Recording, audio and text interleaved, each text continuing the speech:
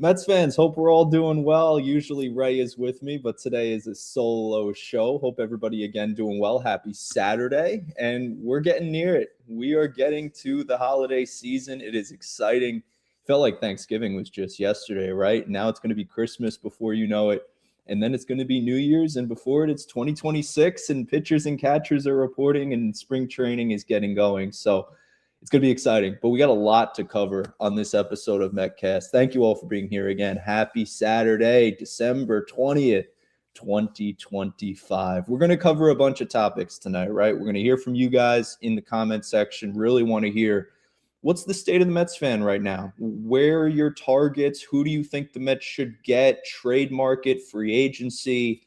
We will cover all of that.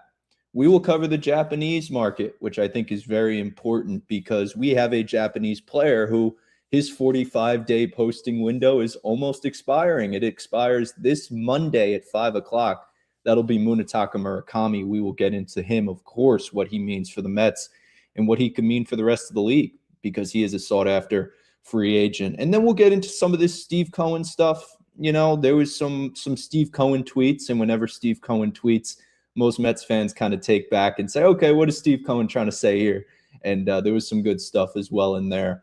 But foremost, got to be honest, man, it's a tough week in the radio world because for any of us, just quick shout out here, BT and Sal, WFAN, 10-2. They will be taken over by Evan and Tiki because Craig Carton is returning to the Fan this week, and he is starting the Carton show. I believe after the holidays he'll be in. Bumping Evan and Tiki down to the middays. And then, of course, Brandon Tierney, Salicata are without a show. Now, BT is starting his own podcast, BT Unleashed, I believe it is. They're also having a live show with Aaron Boone January 22nd, if I have my numbers correct there. So just want to give a quick shout out, BT and Sal. I know they're not everybody's cup of tea, but they talked baseball on the radio. You know, they'd open shows talking about free agency when nobody else was. So I appreciate that about BT and Sal. And best of luck to them moving forward. Class acts, both of them. And FAN, hopefully, you know, radio is a tough business. It's not getting any easier, you know, in the world we live in today. So, but it is what it is. So let's keep it moving. Let's hope we have a good live here. Let's start off with the Japanese players, right? Because Munetaka Murakami is posting this Monday at 5 o'clock p.m. He can go back to Japan. I just want to say that. For people who don't know how this works, they get a 45-day posting window. And then after that, they can go back to their place of origin in Japan, in this case, for Murakami. He's a very interesting player. He is the boom or bust type guy. I like another Japanese player, and we'll get into him in a second, in Kazuma Akamoto. But Murakami feels like the guy that the Mets feel closest with. Now, we heard from Mark Feinsand that Tatsuya Imai, the pitcher, that's the player that they feel they're interested in. We hear all this interested in stuff. I know you guys are tired of that too. I'm tired of it as well. I don't like seeing the Mets are interested in every player. I want to see them go and get certain players. So Munetaka Murakami, interesting player. He's 25 years old, and he had a historic 2022. Now, this is 3 years ago now, so it does feel like it is a far way away. Same way about Jeff McNeil. Look how we think about Jeff McNeil. Anybody think he's going to return to form and win a batting title? But Murakami gives you the power. In that 2022 season, he hit .318, had an 1,100 OPS, an 1,168 to be exact. He had 56 home runs in that 2022 season. He is the biggest boom or bust player on the Japanese market, Munetaka Murakami, because when you hit 56 home runs, the most home runs by a Japanese-born player, you're pretty good, you know? So I do think there's still something left in the tank. Same thing, we talk about Pete. I know it feels like 6 years ago, but Pete Alonso had 53 home runs. You can't forget that the rest of his career. Munetaka Murakami is only 25 years old, so he's still very young.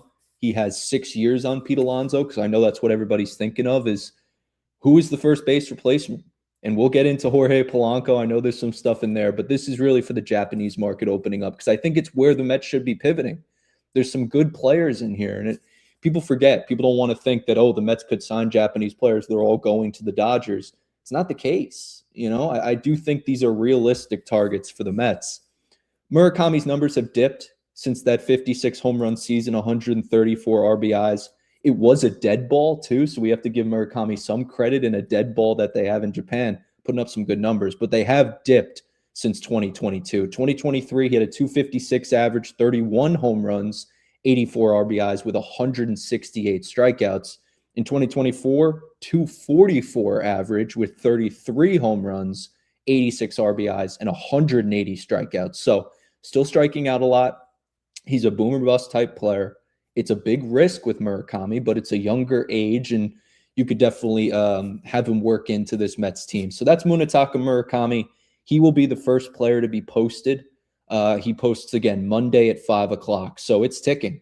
The 22nd is coming. Just want to make you guys aware. The other offensive player that I think is worth considering with this Japanese market is Kazuma Akamoto. Now, Murakami plays first base primarily, but he also really plays third as well. Kazuma Akamoto is more of a first baseman. He is a guy who would actually be able to play the position a little bit better than Murakami. He has good numbers in terms of his defense. He's 88th percentile in terms of range.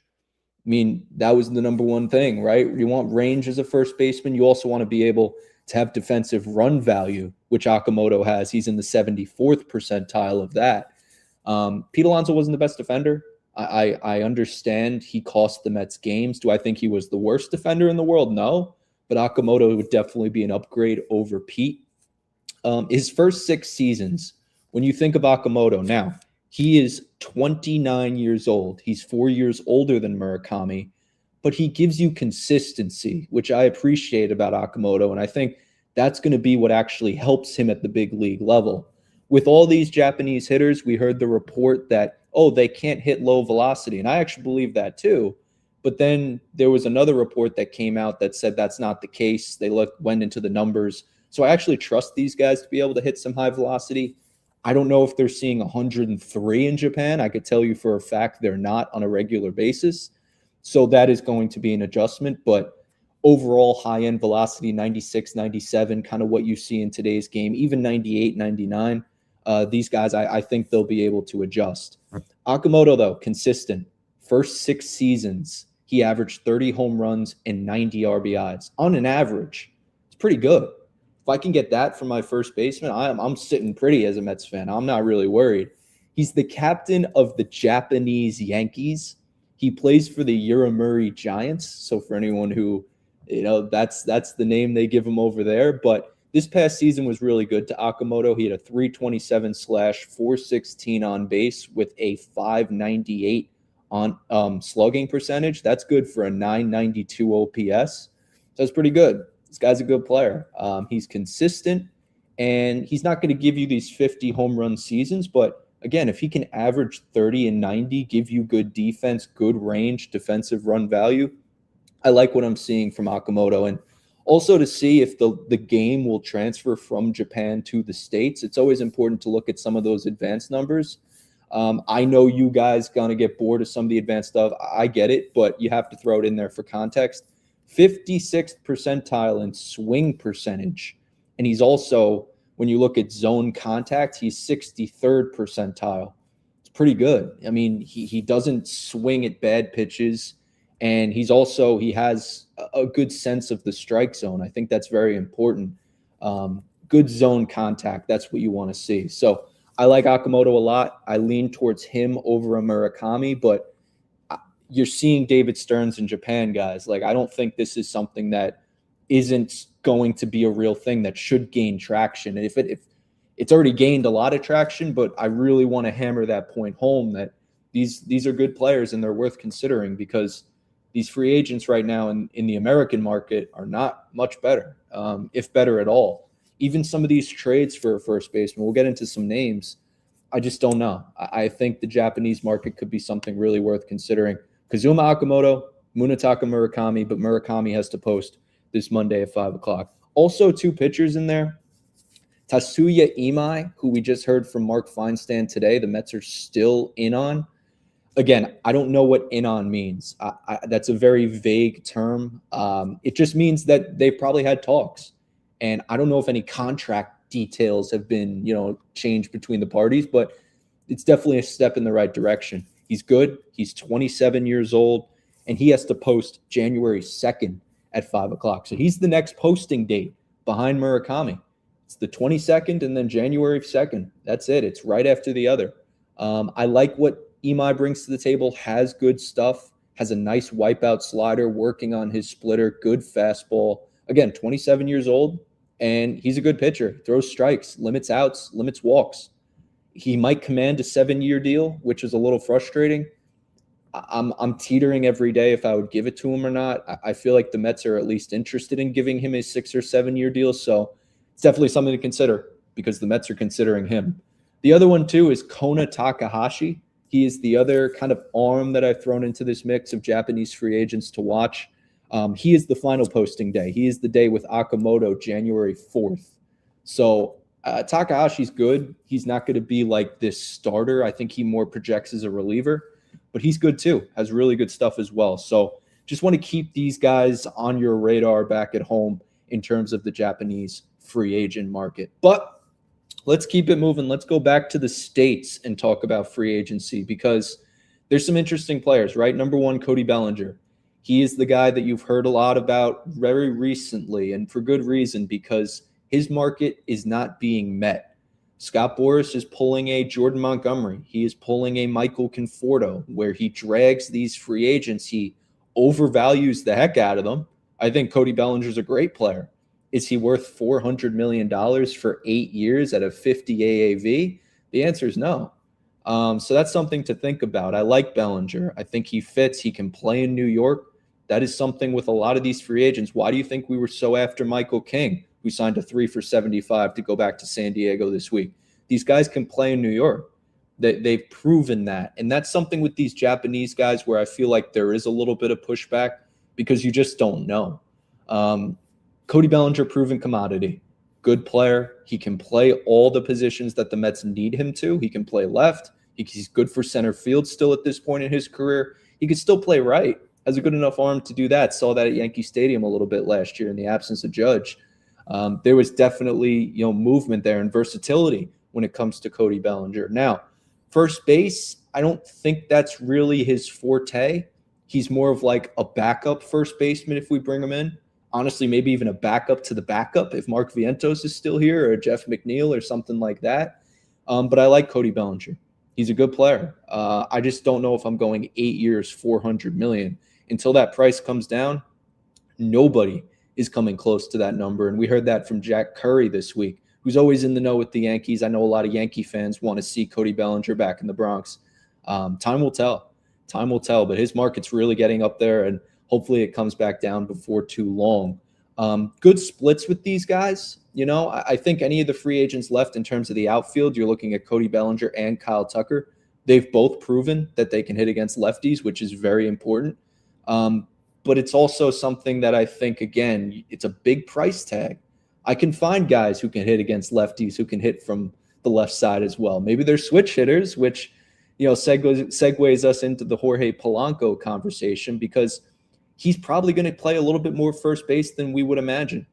We heard a report I saw it on SNY today, forget who actually had the news, probably someone in Seattle, that Seattle was actually looking at Jorge Polanco as a first baseman.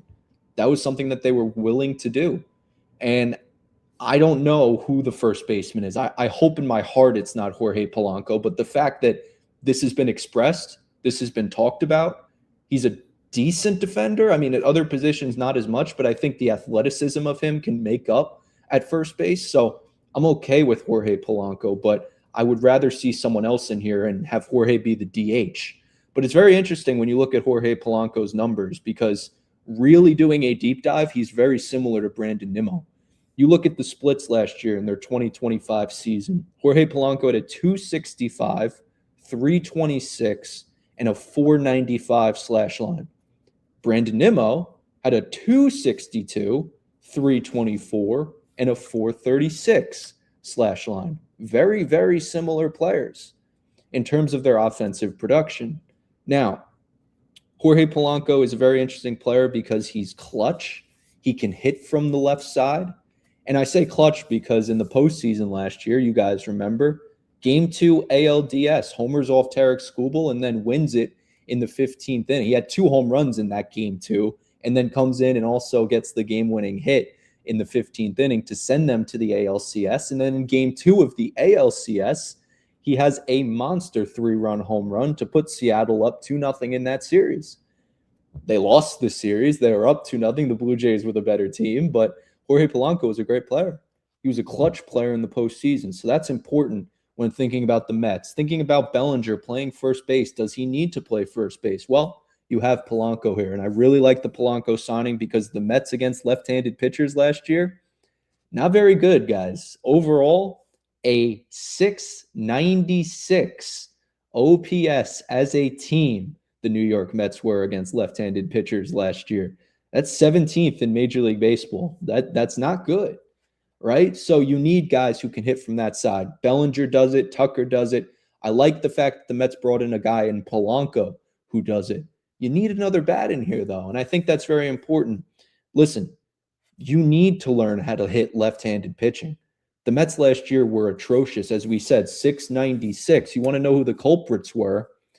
Besides Juan Soto, right, who had a team best OPS against left-handed pitching. You want to know who that was?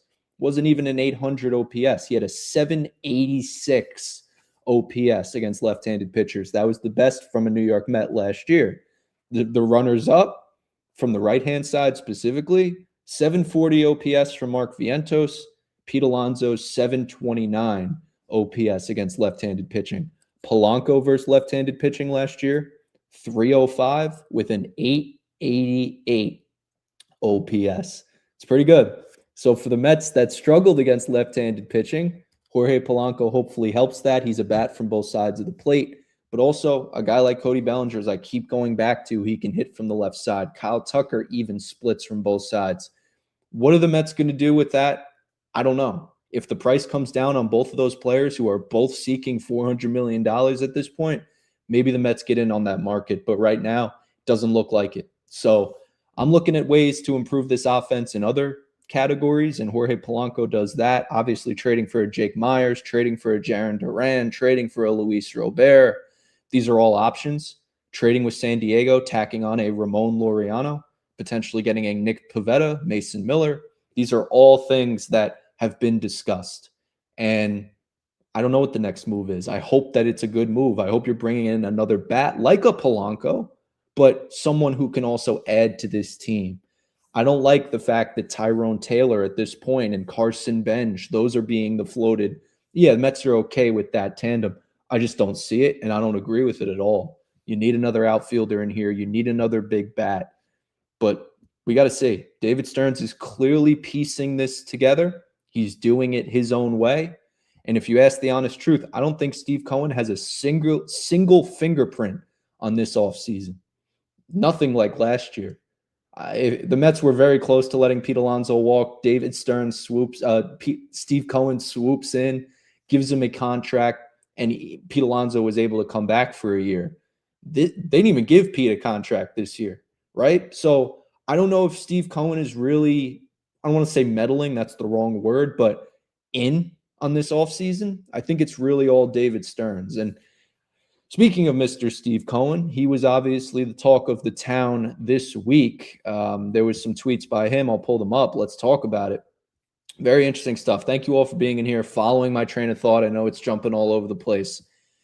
Let's read this, right? Because this kind of ties into even the Bellinger and Tucker stuff. Are they going to spend money? That's the topic. Are the Mets going to spend money? Now, for background, I'll actually stop sharing this. We'll get to that in a second. There's some background, right? Because Mike Puma does a great job for the New York Post. I work for the New York Post, as you guys know. I think Mike does a great job, and there's a reason why reporters are in the business as long as they are, why they're around for so long, right?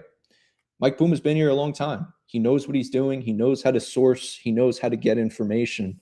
He had an article that came out, and it basically said that the Mets are not going to spend as much as we thought, and that the payroll is going to be about $310 to $320 million.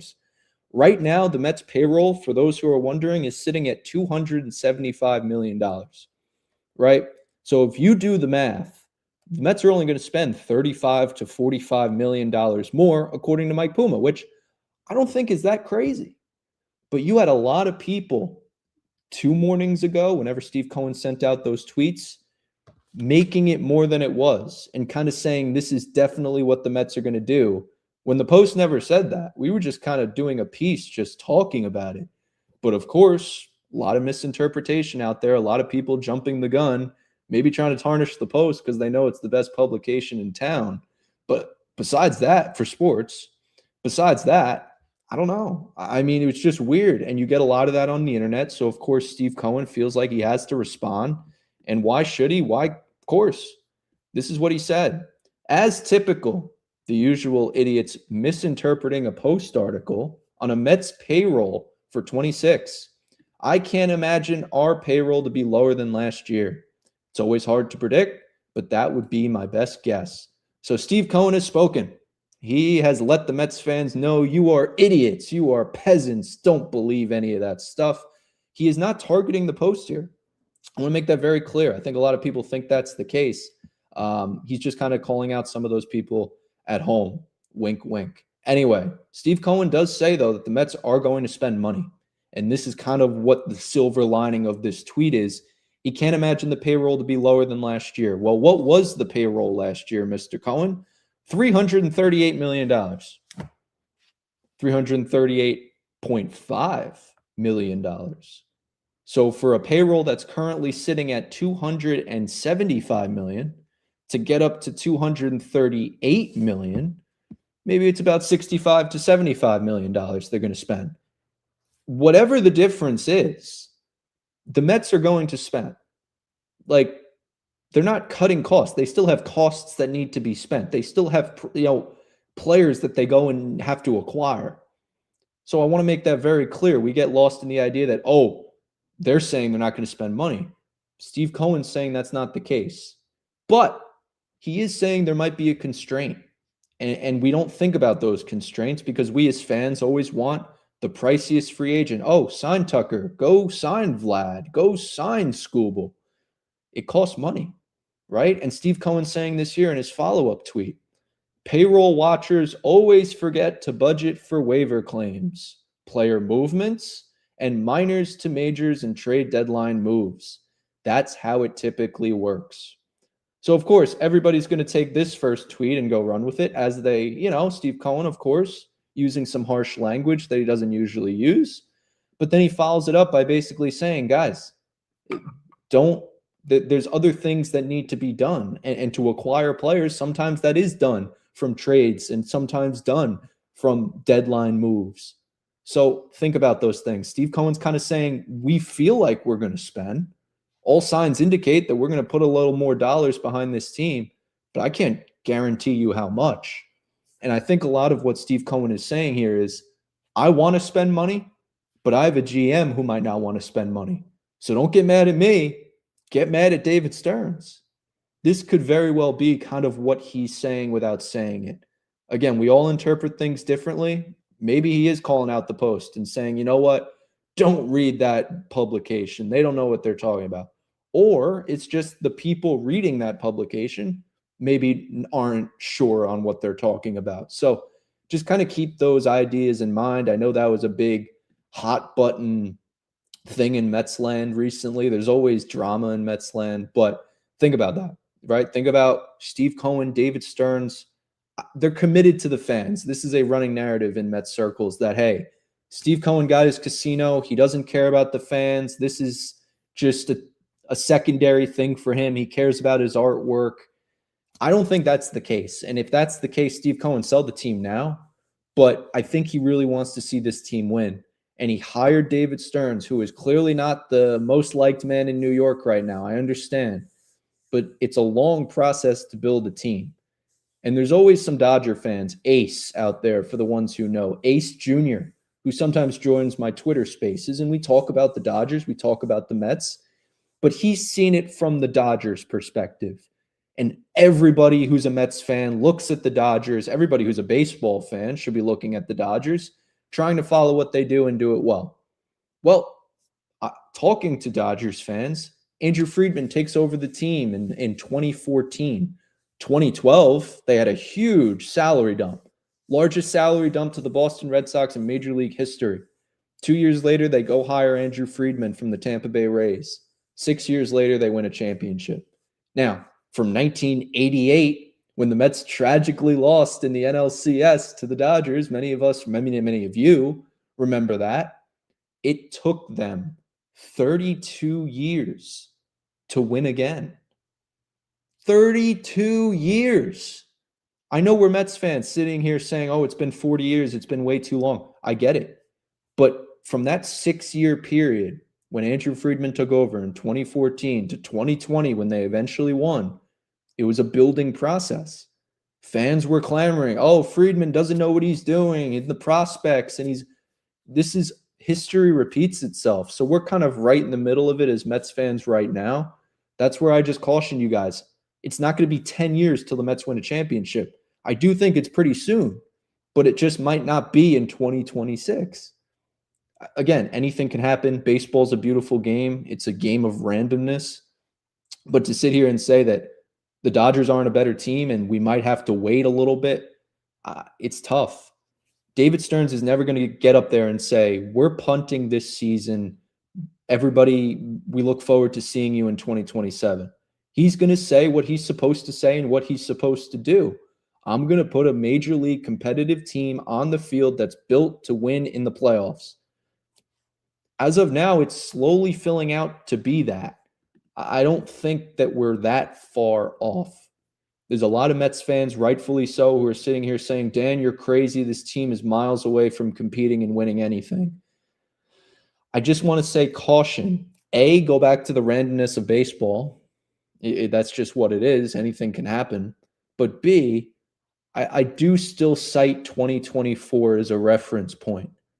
A, because it's a lot of the same players on that Dodger team, not a lot of the same players on the Mets team, but you added Juan Soto, right? And that was always the thought in 2025 that we just took the Dodgers to 6 games in the NLCS. We're adding Juan Soto to basically the same team.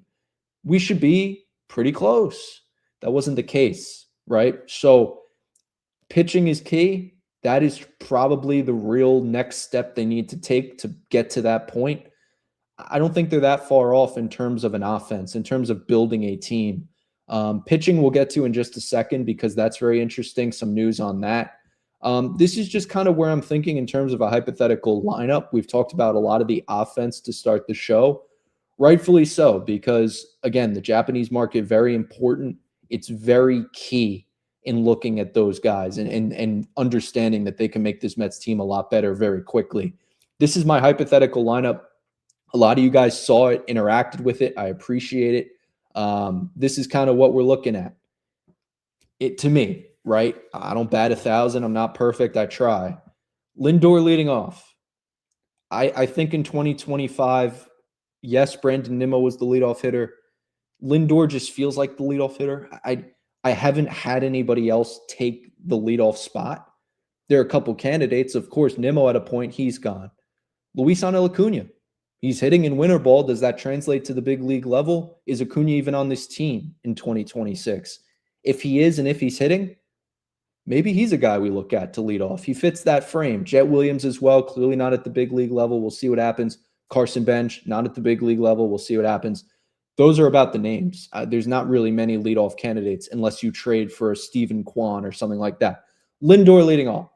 Soto in the 2-hole. I just don't. This Mets team isn't good enough at this point to put Soto in the 3. Bellinger. I like Bellinger. Put him in left. Kazuma Okamoto, Mr. Consistent. Put him as the cleanup hitter. Jorge Polanco batting 5th. Marcus Semien. And then Brett Beatty, Alvarez, and Benj. So it's kind of what we're looking at. I don't know if it's actually real. I don't know if that could be a thing. But if you add Bellinger and you go get Okamoto, things can look different very quickly. So again, I think this is where we should be at in terms of the offense for the New York Mets. Pitching. Let's get to the pitching real quick because there is a pitcher who was added back to the Mets. There was a pitcher who was DFA'd to bring in Jorge Polanco. I know I'm talking about him a lot, but that is kind of the biggest Mets signing to date. They DFA'd Brandon Waddell. Is what it is, just another lefty out of the picture for the Mets, but kind of speaks to maybe them potentially bringing in a third lefty. I don't know. Definitely those talks with the Padres, Morjan, Estrada, some really good names that I would love to tack onto this pen and kind of slot down with the pen. AJ Minter down a roll, Brooks Raley down a roll, the two lefties in the Mets pen right now. If you could tell me Brooks Raley is pitching in the 6th inning, that's really, really good. And that's something I want to definitely sign up for. But Kevin Herget, he is back with the New York Mets. This is a guy who pitched last year for the New York Mets. He was taken off waivers by the Atlanta Braves. He pitched a little bit with them in 2025. He's a reliever. He had a 3 ERA with the Mets last year. He was pretty decent in his time with New York. He had 12 innings pitched over 6 games in 2025. He had a 3 ERA. Signs a minor league deal to return to the Mets. Kind of AAA depth at this point. We've seen a lot of that. We're going to continue to see a lot of that. But I like the move. It's a good arm, and it's an arm back with the Mets. So just wanted to quickly give Kevin Herget his shout out and relay that information to you guys back at home. Let's talk about the pitching, right? Before we open the room, get some thoughts. Appreciate everybody being in here. It's great. Pitching. Mets need a better pitcher than Nolan McLean. I don't know how else to say this other than if Nolan McLean is starting opening day, the Mets have failed in their offseason pursuit of starting pitchers. There's a couple good guys left. We saw Dylan Cease go off the board, 7 years, 210 to the Toronto Blue Jays.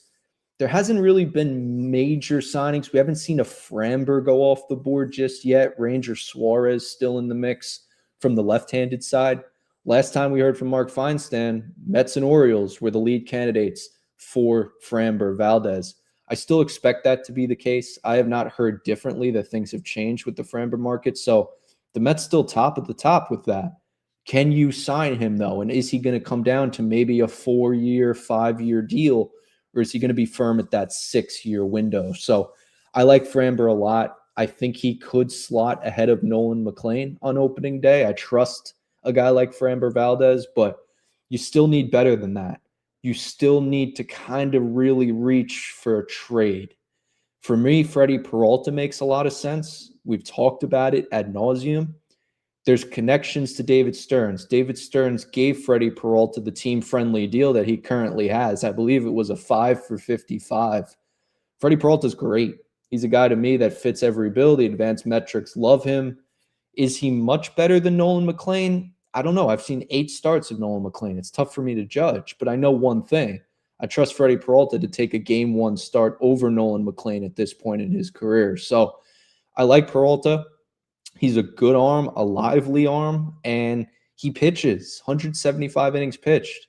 I get that you could cite a Clay Holmes and say, oh, he threw 165 innings pitched. So how much more of a value are you getting? You're getting an ace, right? I think that's the value. You get a guy who's proven. You get a guy who can pitch in a big market. Now, adjusting to New York is a little bit different than adjusting to Milwaukee, but I trust Freddie Peralta to be able to pitch 60 feet, 6 inches away anywhere I put him. Now, if you told me a starting rotation next year had Freddie Peralta and Framber Valdez, that's good enough for me. I don't need to see anything else. I think you guys are all with me at home. Maybe Imai instead of a Framber if you're still looking at free agency. But to me, it feels like one trade, one free agent. But the free agents are drying up. So for me, it does feel like at least one trade for the Mets at this point. Who will that be? I don't know. Minnesota has dried up all those options. Joe Ryan is not going to be available this offseason, unfortunately. Tarek Skubal is still available. But do you trust adding Skubal to this rotation as it currently stands? I don't know. That's a tricky question back at home. So we'll see. It's going to be interesting, but the Mets need to go out and target an arm. If it is Freddie Peralta, if it is Sandy from Miami, if it is Edward Cabrera from Miami, Cole Reagans from Kansas City, there are still some marginal free agents. Zach Eflin's still out there. I don't like the idea, but we heard from Jeff Passan, who a lot of you guys at home, I'm a John Heyman and Jeff Passan guy. I think they're both the top of the top. Listen, these were the names that Jeff Passan leaked to us that the Mets could potentially be in on. Now, these are not good names. This is mid-tier pitchers, right? But these were some of the pitchers, and Jeff Passan did say every team in Major League Baseball can be in this tier. But this is where the Mets, he did cite explicitly, were currently shopping. And it's going to get you guys upset, right? Because it's bargain bin, David Stearns, clearance aisle type of stuff. But this is what you're looking at in terms of some arms in the mid-tier market. According to Jeff Passan, let me just center this for you guys. There we go. Okay. The Mets are amongst the teams that have been the most aggressive in the mid-tier starting pitching pursuit. Some of those pitchers, Chris Bassett, former Met. Let's break it down one by one. Chris Bassett, do we want him back in New York? I don't think he wants to be back in New York. So that's kind of what it is. He was a great pitcher down the stretch for the Toronto Blue Jays. They utilized him out of the pen. I like Chris Bassett. I would take him back. I'm just not so sure he wants to come back. These are free agents, right? So something definitely to consider. Lucas Giolito, again, hurt towards the end of the year. Could have been a good 2 or 3 in that Boston rotation. They added Sonny Gray, so maybe it kind of feels like maybe they're out on a guy like Lucas Giolito. I'm very interested with him. He hides the ball very well. He's been a good pitcher most of his career when he's healthy. Something to think about. I just would pass on any of these guys. I want to be forthright with you guys at home.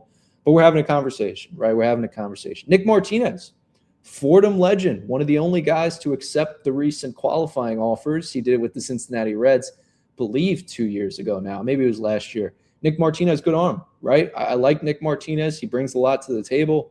I just don't think, again, there's a lot of injury risk in here. There's a lot of volatility with these guys, and hence why it's the mid-tier starting pitchers. They're not really that great. Zach Littell, I like what he brings. He controls, gets ground balls, limits outs. I like it. He limits walks as well. It's good, but again, I'd probably pass. But Littell would be a top of some of these names for sure. There's another one coming up who I do like a lot. Max Scherzer, Justin Verlander, I'll pass. I know a lot of people say, oh, you could bring in a Max Scherzer, glorified Hall of Famer, stash him until July.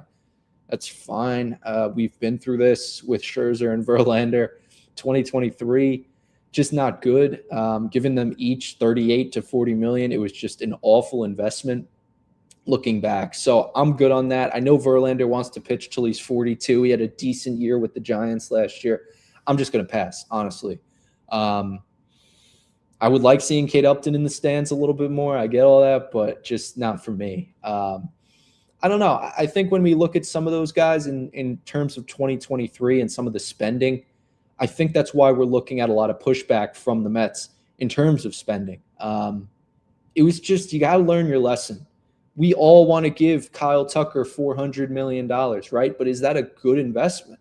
No, it's not. So something to think about.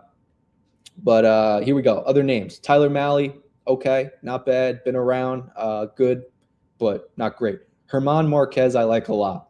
I think if you can get a full season of him, very interesting. He's a proven guy. I can't get behind any of these names. Walker Buehler, I like too, but he just didn't have a good year. And just seeing where he's been from where he was, I just doesn't sit well. Patrick Corbin, Michael Lorenzen as well, 2 other names to watch. But that's kind of it. There was also another little report down here. Alex Bregman figures to seek a 6-year deal. Cody Bellinger maybe longer, which is what we're hearing now with nobody meeting the demands of Scott Boras. 7 years, 8 years, $400 million for Bellinger. Bregman, 6 years, a little bit more doable. He's coming off that 3 for $120 that he signed with the Boston Red Sox that he opted out of, so he's looking for a little bit more money. Again, $40 million is a good payday, Mr. Bregman. I would have taken that, but he probably wants a 4, maybe 5-year at that same value. I just don't know if he's going to get it. So that's kind of where we're at with some of these free agents. Think about with the Mets where it fits into the puzzle. Pitchers, you need pitchers, but look at some of these prospects. Look at some of the pitchers themselves for the Mets. Are you trading a Kodai Senga? Is that something on the table for the Mets? I know we heard from David Stearns. Kodai's flying to the States. They want to see him in person. Apparently this offseason has been great for Kodai Senga. I don't know. I think you could still trade him. It's $15 million he's making. It's a good contract, still team control. And he's proven when he's on, he's on. But I just don't think Kodai Senga mentally is fit for New York. But we'll see. Maybe they keep Senga. Maybe he's a swing man, but you could definitely trade him this offseason if you're the Mets. Also, David Peterson could be traded. I'm still not ruling that out. David Peterson in a walk year, one more year until he hits free agency. He's proven, right? He can be a good pitcher, but just I think he got too overused last year, honestly. And we'll see. Is Peterson on the Mets? Is Senga on the Mets? I think Manaea is going to be slotted in. Clay Holmes is going to be slotted in. But those are two names right there with Senga and Peterson that you could open up to bring in a free agent or bring in a trade for a pitcher who the Mets desperately need at this point. Other than that, I don't know. Maybe you start Sproat in AAA if you want to open a spot. I think Sproat has proven that he could be a big league pitcher. I expect a really good year from Brandon Sproat. Jonah Tong starting in AAA. Christian Scott probably starting in AAA. It's where we're at. Nolan McLean's great, but I can't have Nolan McLean be the ace of this staff. Bring in a Nick Pivetta via trade and then go bring in a Freddie Peralta via trade. I don't really care, but make this pitching staff better. The bullpen's pretty close. As of right now, Devin Williams is slotted to be the closer for the New York Mets. He signed a 3 for $45 million with the $6 million signing bonus, 3 for $51. So Devin Williams, I'm good if he's the closer, but that's why you're still seeing potentially a Mason Miller conversation, potentially a Trevor McGill trade. How about that? Imagine getting Freddie Peralta and Trevor McGill in a trade. How about Mason Miller and Nick Pivetta in a trade, right? So that's kind of what I'm thinking. It feels like get another piece tacked on. We saw a 3-team trade in baseball this week with the Pirates, the Rays, and the Astros. So you're seeing, 3-teamers and stuff, competitive balance picks being moved around. I think the Mets should be active in the trade market to get something like that done and bring in a starter. I can't stress that enough to you guys at home. I really cannot. But that's really it. The fact that the Mets, before I open the room, the fact that the Mets, read the tea leaves, right? When they signed Devin Williams, they were still in on Edwin Diaz. And we saw how that whole negotiation broke down. Jorge Castillo, Joel Sherman had great reporting, ESPN and the Post covering the whole thing. 5 years from Atlanta swooped in, but Diaz wanted to be a Met or he wanted to be a Dodger. But the Dodgers were willing to match Diaz's demands. The Mets were not. And that's really what it comes down to. But the Mets also didn't really let Diaz know that he was wanted in New York after the Devin Williams signing.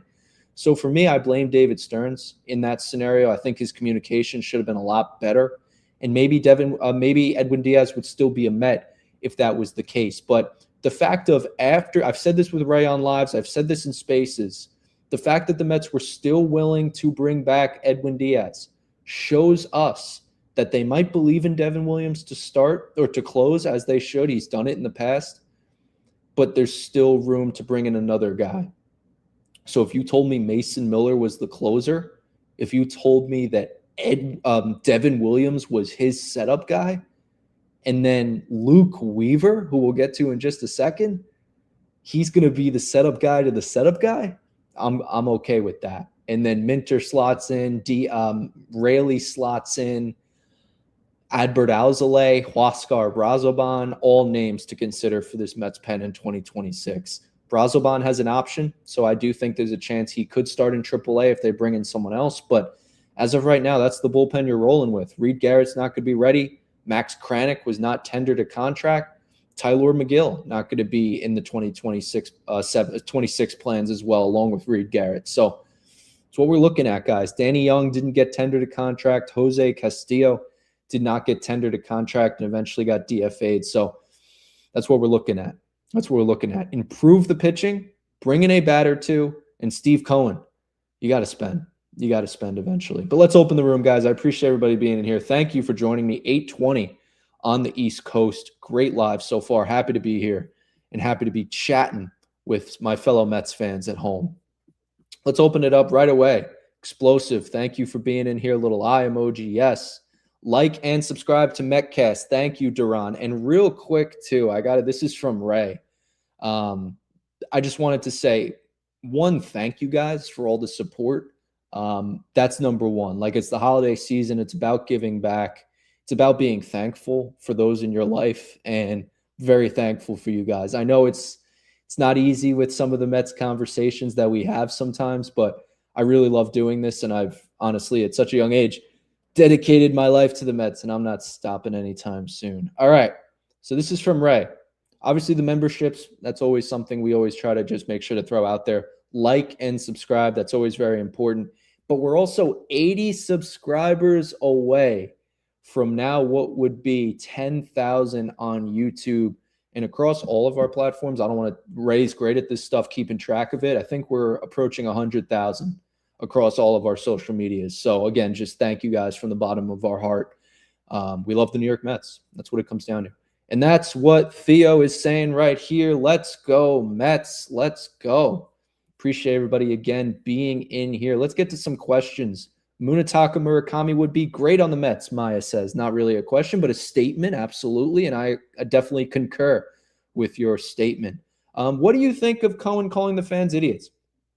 Now, Kev, I talked about it a little bit before. Again, I think Steve Cohen has a right to sit here and say and demand the fans to show out to these games, right? He has a right to say those things. Get your butt to the ballpark. Be excited about the team that we have. That's all fine. But don't tell us, again, like where we should or what we should be thinking, right? Or, again, like the thing before with the 2 tweets. Some people are idiots. Yeah, I agree. Like, don't be saying things that aren't true. But also, like, we want you to spend money, Steve. So that anger isn't unjustified. I think he doesn't read the room. And I think you're 100% right. Tone deaf. I think Steve Cohen's the best owner in sports. I'll put up both of my hands and say that. There are a lot of bad owners in sports, guys. I want that to be very, very clear. Look at the A's, John Fisher, sell the team. The Knicks, James Dolan, all those awful years that we had to live through at Madison Square Garden. Oh, my goodness. But now you live in a world where you have an owner who's going to spend money. He just, besides Juan Soto, he hasn't really done it. And we were promised a World Series in a way in 3 to 5 years, and that hasn't come. So we're frustrated, Steve. I think he sees the frustration, but the tone deaf, you're spot on, Kev. How about the day after the Mets? They don't let Pete come back. They don't let Diaz come back. The whole thing with Nimmo the week and a half prior before that, it was the day of the press conferences for Edwin Diaz and Pete Alonso. And then you have the Mets, which whoever the intern was, it's not Steve Cohen posting this stuff. Hey, buy our 2026 spring training tickets. I mean, it's just you're tone deaf, 100%, Kevin. So that's where the frustration comes from. I think Steve Cohen's great, but it's just being aware of the emotions of the fans and just reading the room. Like, I don't want to buy spring training tickets after I saw 3 fan favorites get exodus from the team. It's as simple as that. Kev, you're spot on. Spot on. Murakami would be decent. His market seems quiet to sign by Monday. Scott, yeah, this is the issue right now, right? So I saw that Ray threw out a tweet, and I completely agree. Like, there's a very good chance that Murakami just goes back to Japan. He's 25 years old. If he doesn't get the market that he's looking for, prove yourself and come back in 1 year, and you'll get a proven market. So it's very interesting. And the fact that we're now 2 days away, and it's going to be about a day in a little bit. But again, it's 5 o'clock on Monday. So maybe we'll get a signing on Monday for Murakami. But it is a little weird that we haven't really heard much. The only truthful, substantial evidence, funny enough, like there's been floatings and stuff about Murakami, was the picture. I'm actually going to pull it up.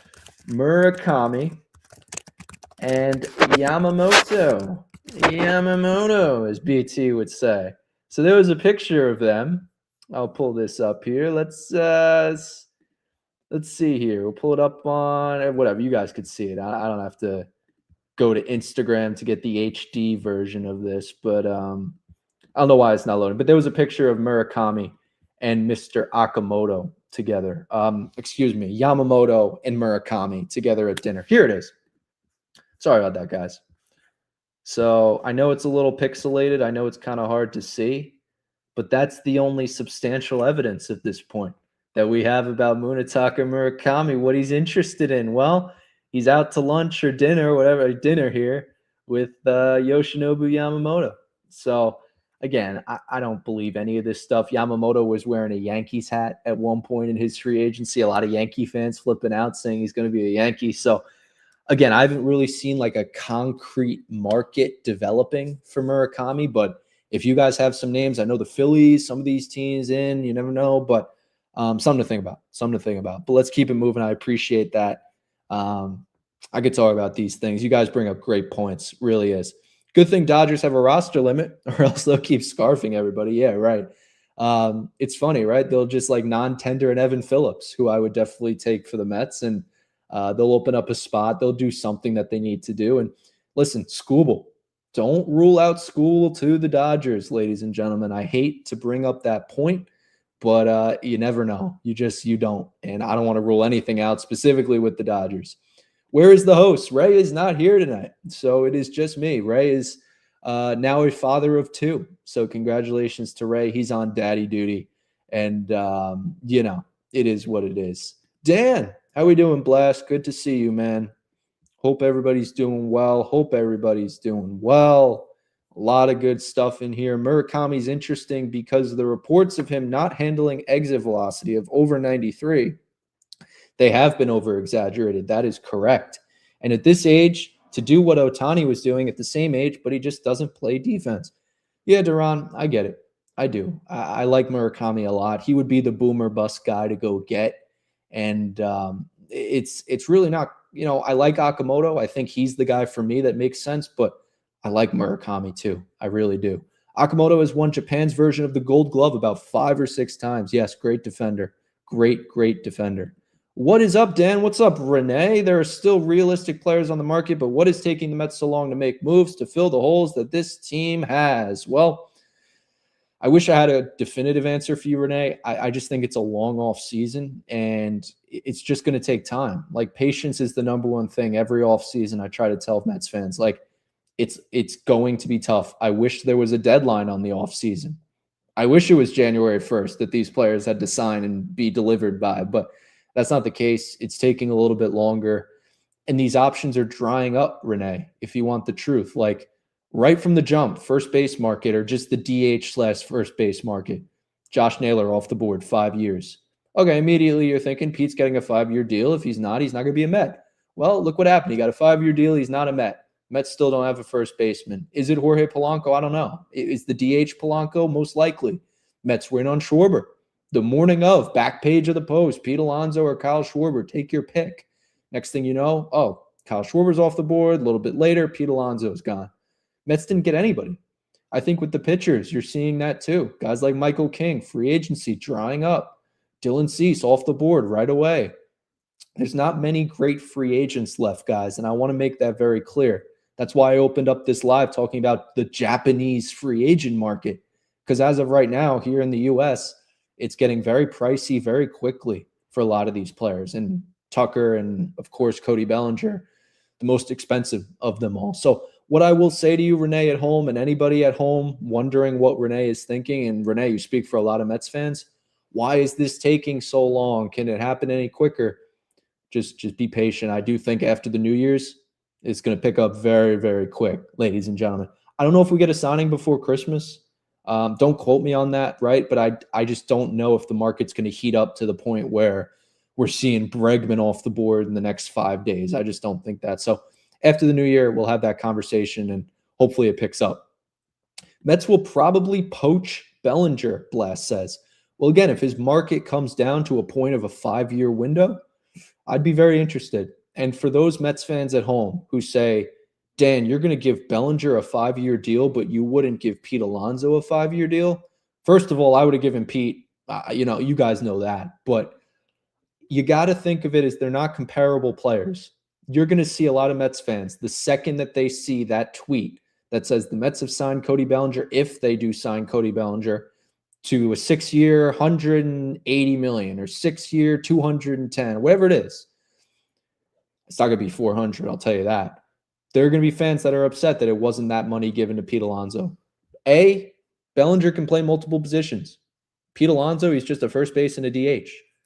Cody Bellinger can hit from both sides of the plate, cover both sides of the plate. He's not a switch hitter, but he can hit lefties as a lefty. That's very important. He can also play the outfield. He has speed. He has a plus arm. So it's not really comparing the same thing. It's apples to oranges here when you're thinking about money that you're going to give out. I want the Mets to pay people smartly.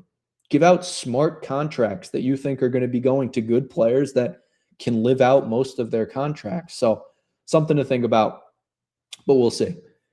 Crooklyn. What up, Crooklyn?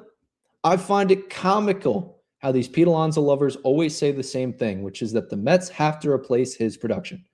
You bring up a good point, and it's a point that a lot of people say. It's impossible to replace 126 RBIs and 40 home runs with a single player, right? Pete Alonso is a power proficient polar bear. Look at all those P's. I feel like Scott Boras. That is very rare, but that's Pete's one dimension. I could make up for that in other avenues, right? I can make up for it with contact. I can make up for it with a little bit more OPS, maybe some stolen bases. It all adds up to runs scored. Maybe it's not going to be the most sexy 3-run home run, but maybe it's a double in the gap and the Mets have 2 guys on because they bunted a guy over, right? You're playing small ball. So it is comical. It is. It's just we have to expect that we're not going to replace that. We're going to replace it in different ways, right? That's very clear and very good point by Crooklyn there. It is kind of funny when you think about it, but the real funny thing is people thinking that we can't win games because we lost Pete. Mets can find their own way to win. And in a world where baseball is moving back away from the home runs, you're finding teams, look at the Blue Jays this year, look at Ernie Clement, players like that, 30 hits in this postseason, set a postseason record.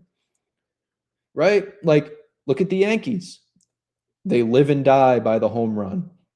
There's ways to do it that aren't just mashing balls over the fence, putting small ball teams together, and I do think you're starting to see a revitalization of that across the game.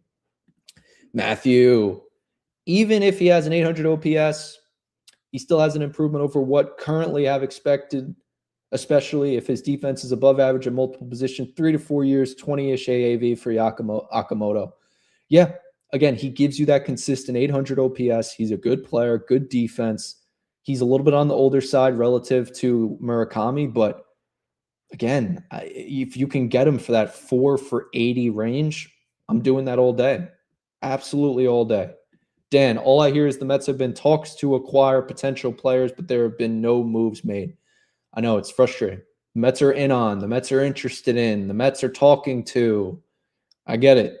I get it. I'm trying to get information as well. It's not easy. You got to earn that information. That's where I go back to the guys like Puma who, you got to earn that. So it is what it is. Dan, you going to talk about, yes, we did before. Very interesting comments by Steve Cohen. Very, very interesting for sure.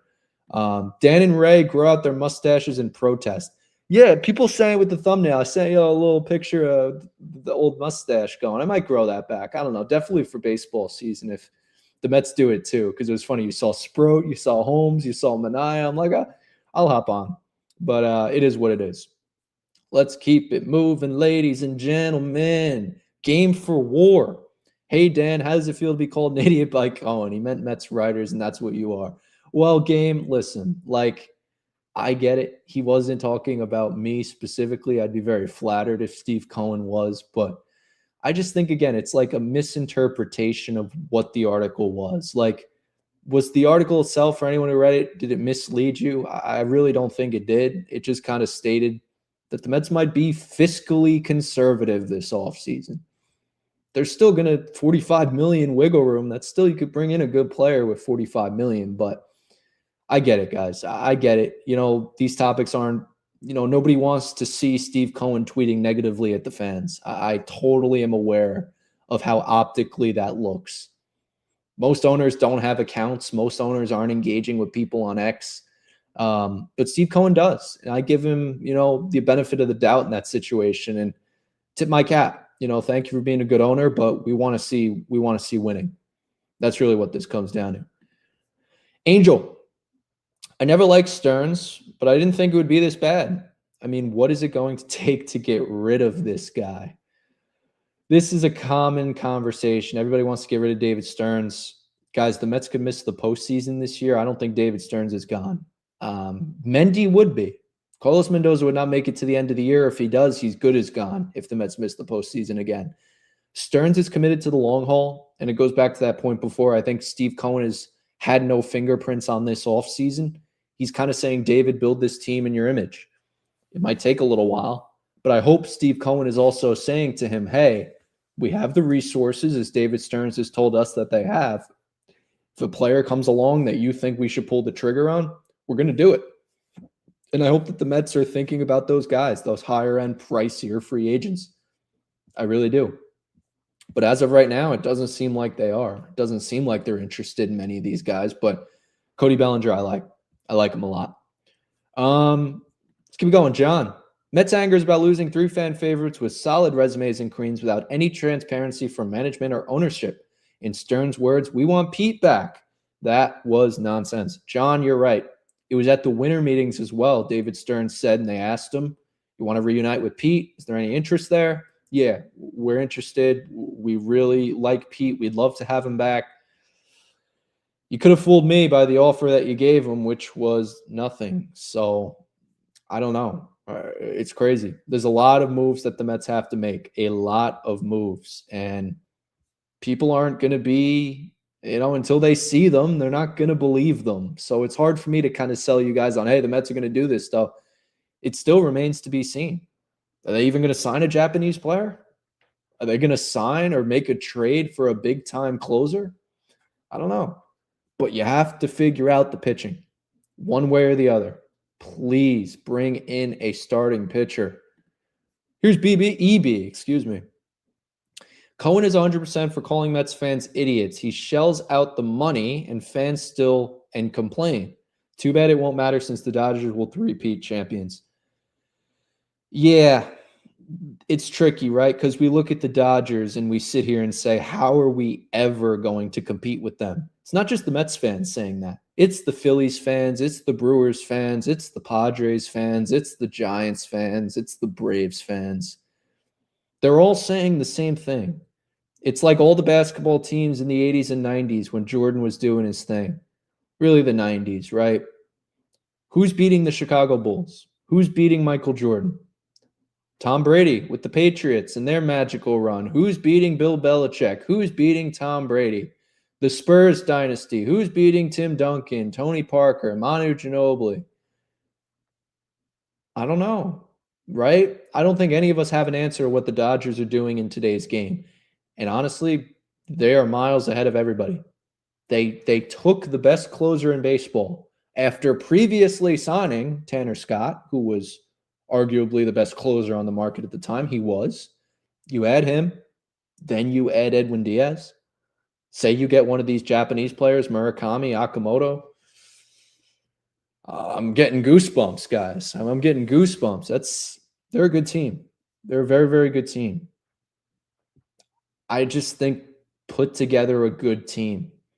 Put together a team that can get into the postseason and just see what happens. The Dodgers could be eliminated by the Padres before the time they face the Mets. I don't know. Like, none of us really know how the postseason goes. Get into the dance. Hope that Juan Soto becomes Juan Soto. Hope that Lindor becomes Lindor. Hope that McClain can sneak you a game in a wild card series if you find yourself there. Hopefully you trust in whoever else they bring in this offseason to win you that second wild card game. You move to the divisional round. Hopefully the Mets win the division, right? They're not even in a wild card, but say you're in a best of 5. McClain, Peralta wins you a game. Clay Holmes, I trust him to pitch in a postseason game. See how it looks at least, right? I mean, I don't know if he'll win that game, but at least I think based on what we saw last year from Clay Holmes, I trust him. And I think that A, takes a long time to build that trust, but B, you've done it in New York. That's pretty big for Clay Holmes. So we'll see, guys. We'll see. There's so many conversations we could get into in terms of just what is the Mets ceiling? Is it really winning a World Series this year? Was the Mets ceiling in 24 winning a World Series? Was the Mets ceiling in 25 winning a World Series? I don't know. I don't. I just think the ceiling at this point should be make the damn postseason consistently. That's it. Dodgers are MLB's Federal Reserve. They are printing money for the organization. Yeah, that's it, man. You get some of those, TV deals and stuff too. They're loaded with money. The Guggenheims, Mark Walter, everybody involved, just truly loaded. Fiscally screams Wilpons. Yeah, that's the thing too. Can I make this very clear? The Cohens are not the Wilpons, right? I became a Mets fan about when Citi Field became a thing, 09. I was 7 years old. I was a baseball fan for a long time. I really came focused on the Mets probably around 2010, 11, 12. Then it really became just full speed ahead. I remember the Wilpons, right? I know how bad those years were. Not as the earlier years. Those were much worse. And back in the past, Frank Cashin and all these guys, I get it.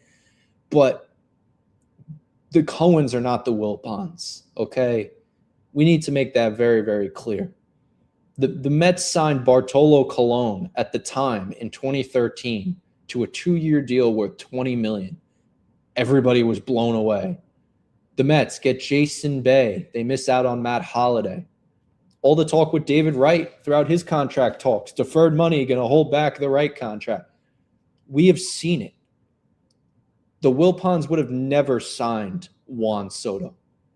The Wilpons would have hung up and said, we're not going past $300 million.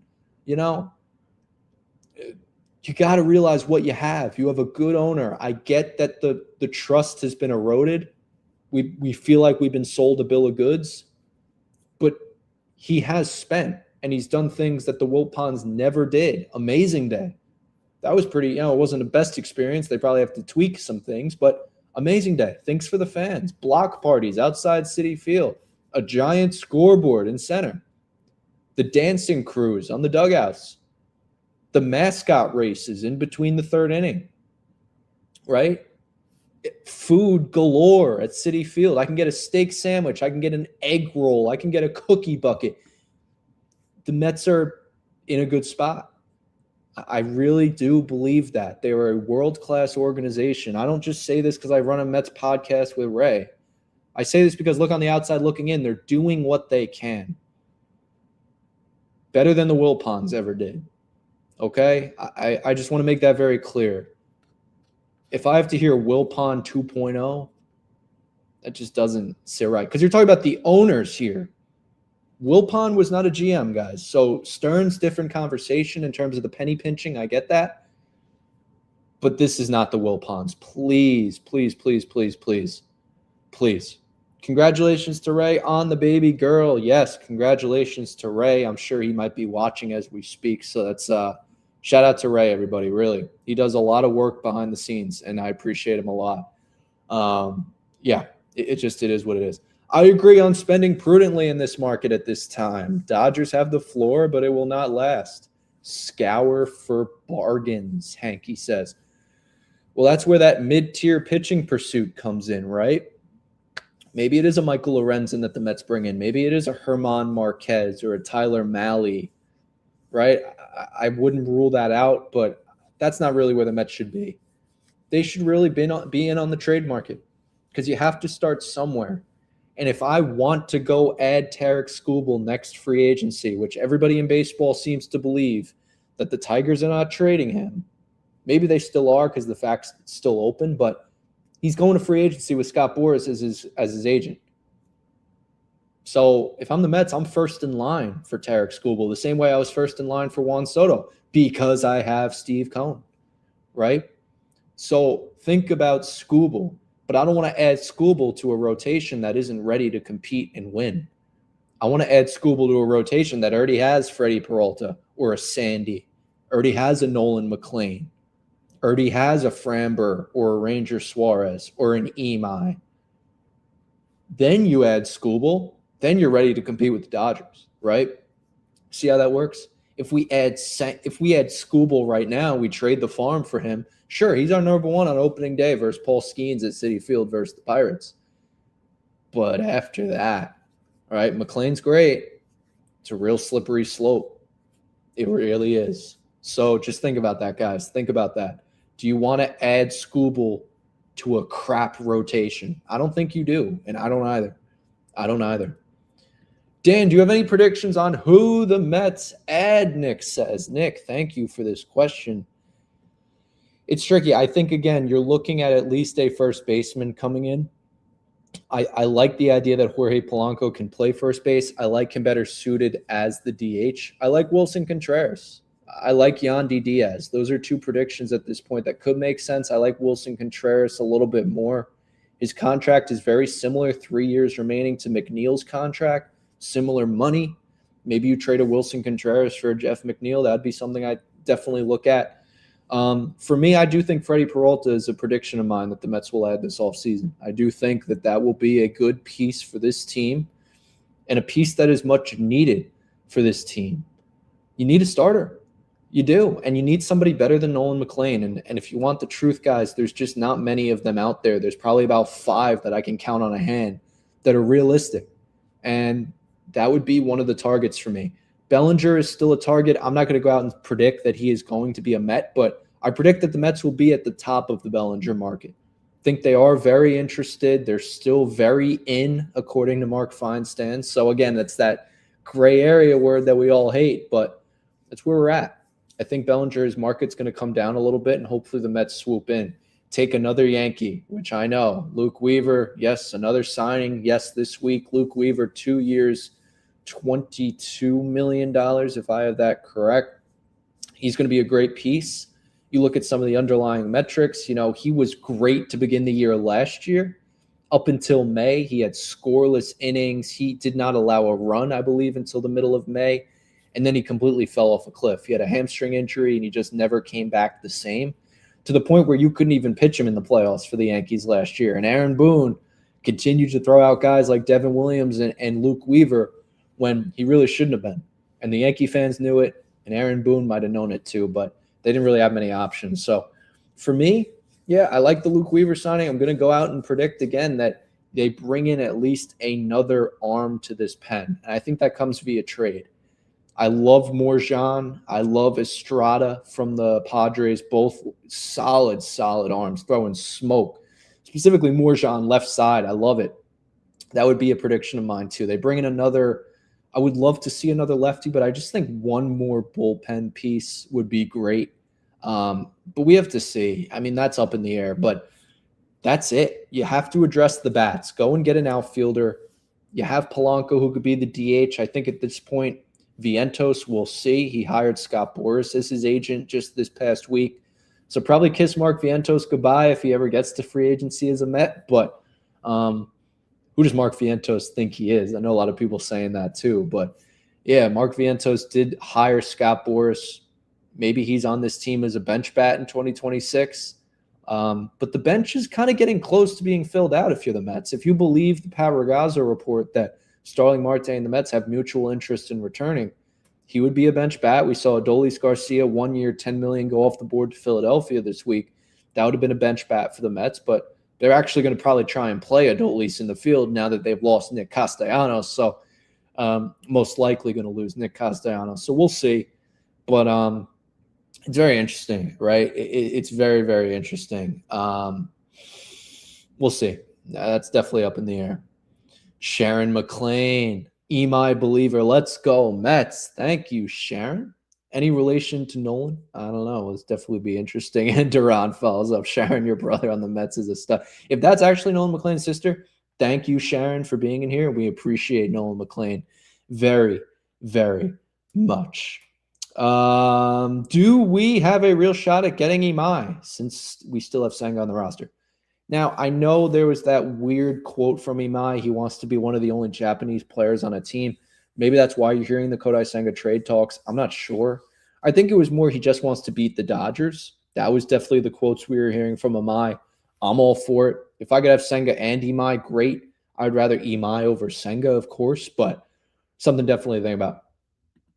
Game for war. The future of Mets fans. Seeing Alonso hit 50 home runs in Camden Yards and Vientos hit 45 somewhere else. Maybe. I hope not, right? I really, really hope not. That would be awful. Mets fanatic. Anything can happen in a short series. Dodgers can be beat. Bill Belichick got defeated by a 24-year-old girl. He is on top of the world. Yeah, Jordan Hudson, man. She is something. Yeah, and not in the way that you think I'm saying that, just kind of like she's kind of crazy. If you want the truth, that Pablo Torre stuff, like running those meetings. Oh my goodness. Imagine her on the Giants.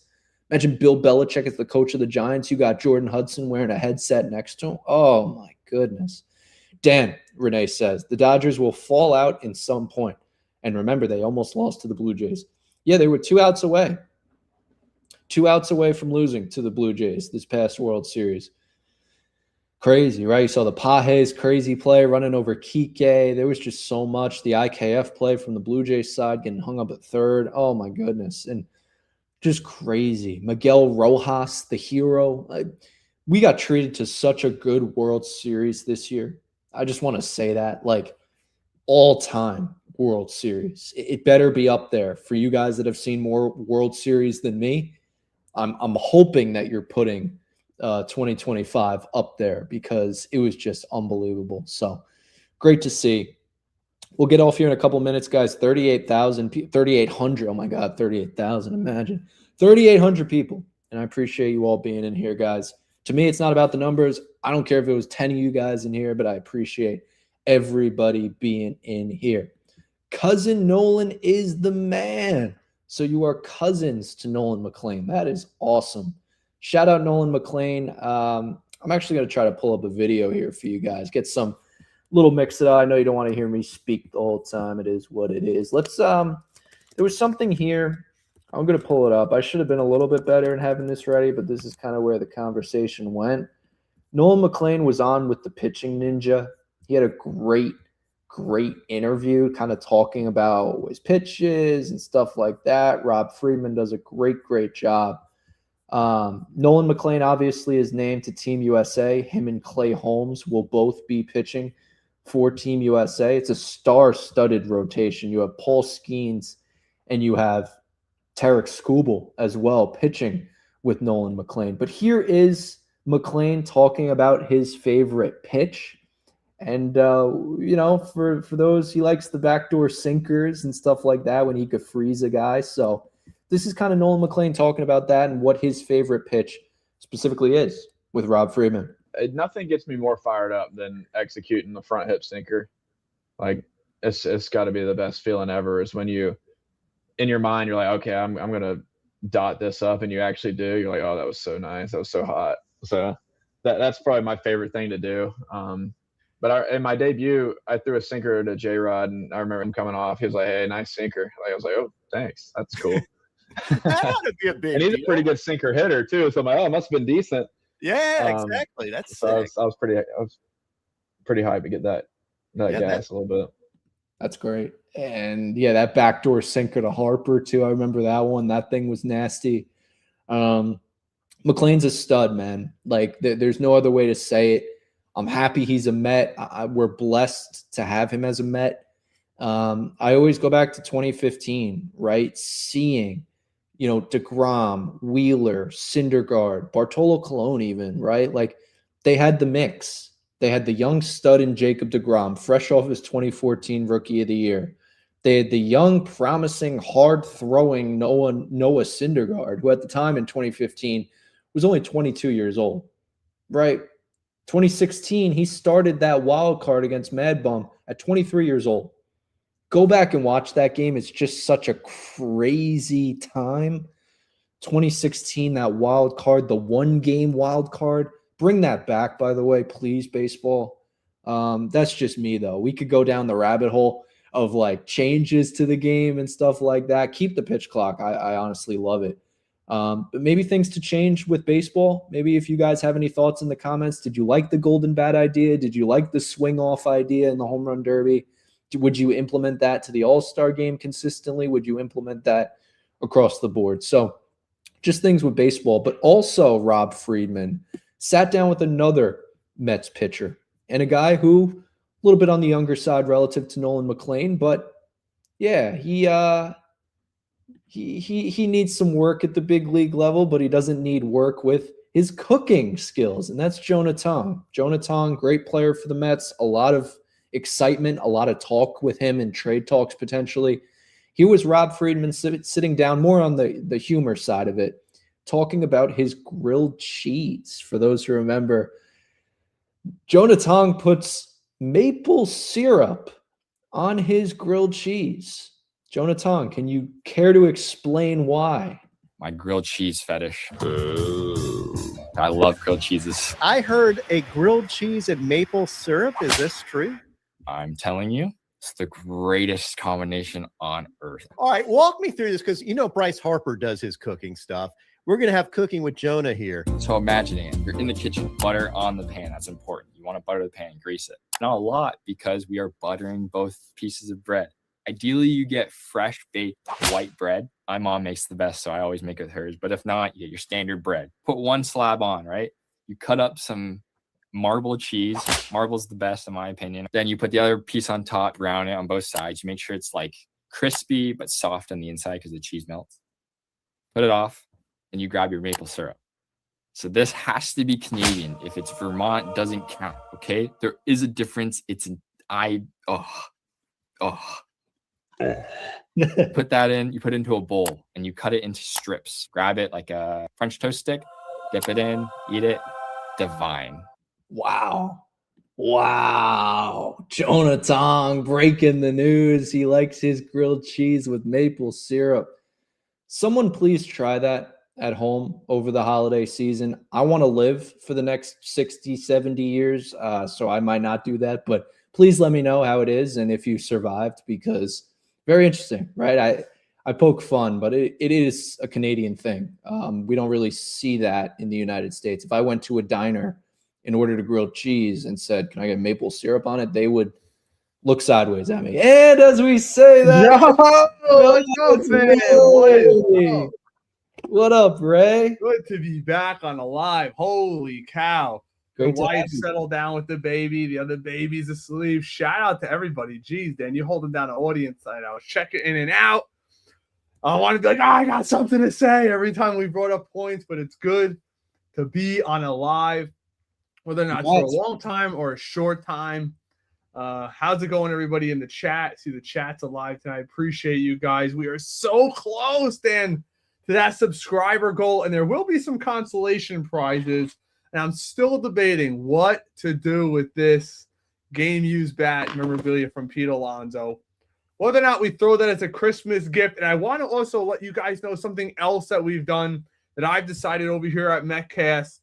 I'm going to be adopting. Now, it's only in my local area because I can't go throughout the whole country. But in my local area, we'll be adopting 2 families this Christmas season to help spread a little bit of joy, to get some children gifts that don't typically get gifts. Now, I do this personally on the side. This is beside myself. This is strictly coming out of any budget that Metcast has. So I appreciate you guys that are not only subscribers, but people that just watch the channel. Because, yeah, we do make a little bit of ad revenue here or there on the channel. It's never life-changing, but if we can help affect people that are in our community, as you guys know, and Dan will tell you, we don't talk a lot about it, but this is a Christian faith-based Mets podcast.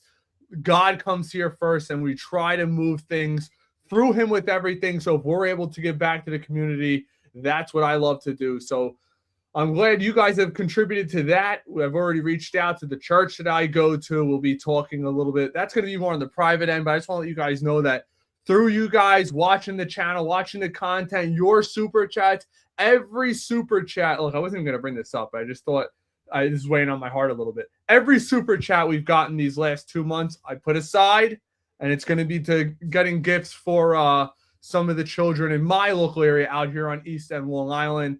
So I just figured I'd let you guys know that you guys are helping make a difference in the local area. But Dan, with that said, let's keep it back to baseball. God bless everybody in here.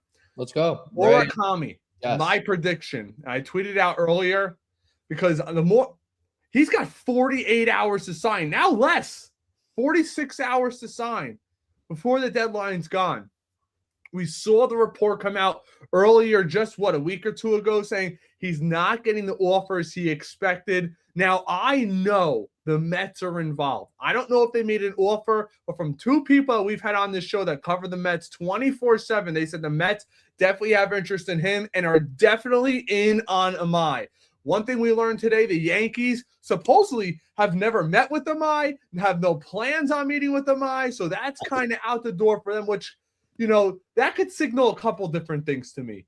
One, they know he's going to the West Coast. Or two, which I actually think is the case this year, where a couple years ago we all knew we weren't getting Yamamoto. I think that the offers are there for him, and I think he'd be willing to go to the East Coast. I don't think he's going to the Dodgers. Now, the team that keeps popping up to me, there's two teams I keep hearing.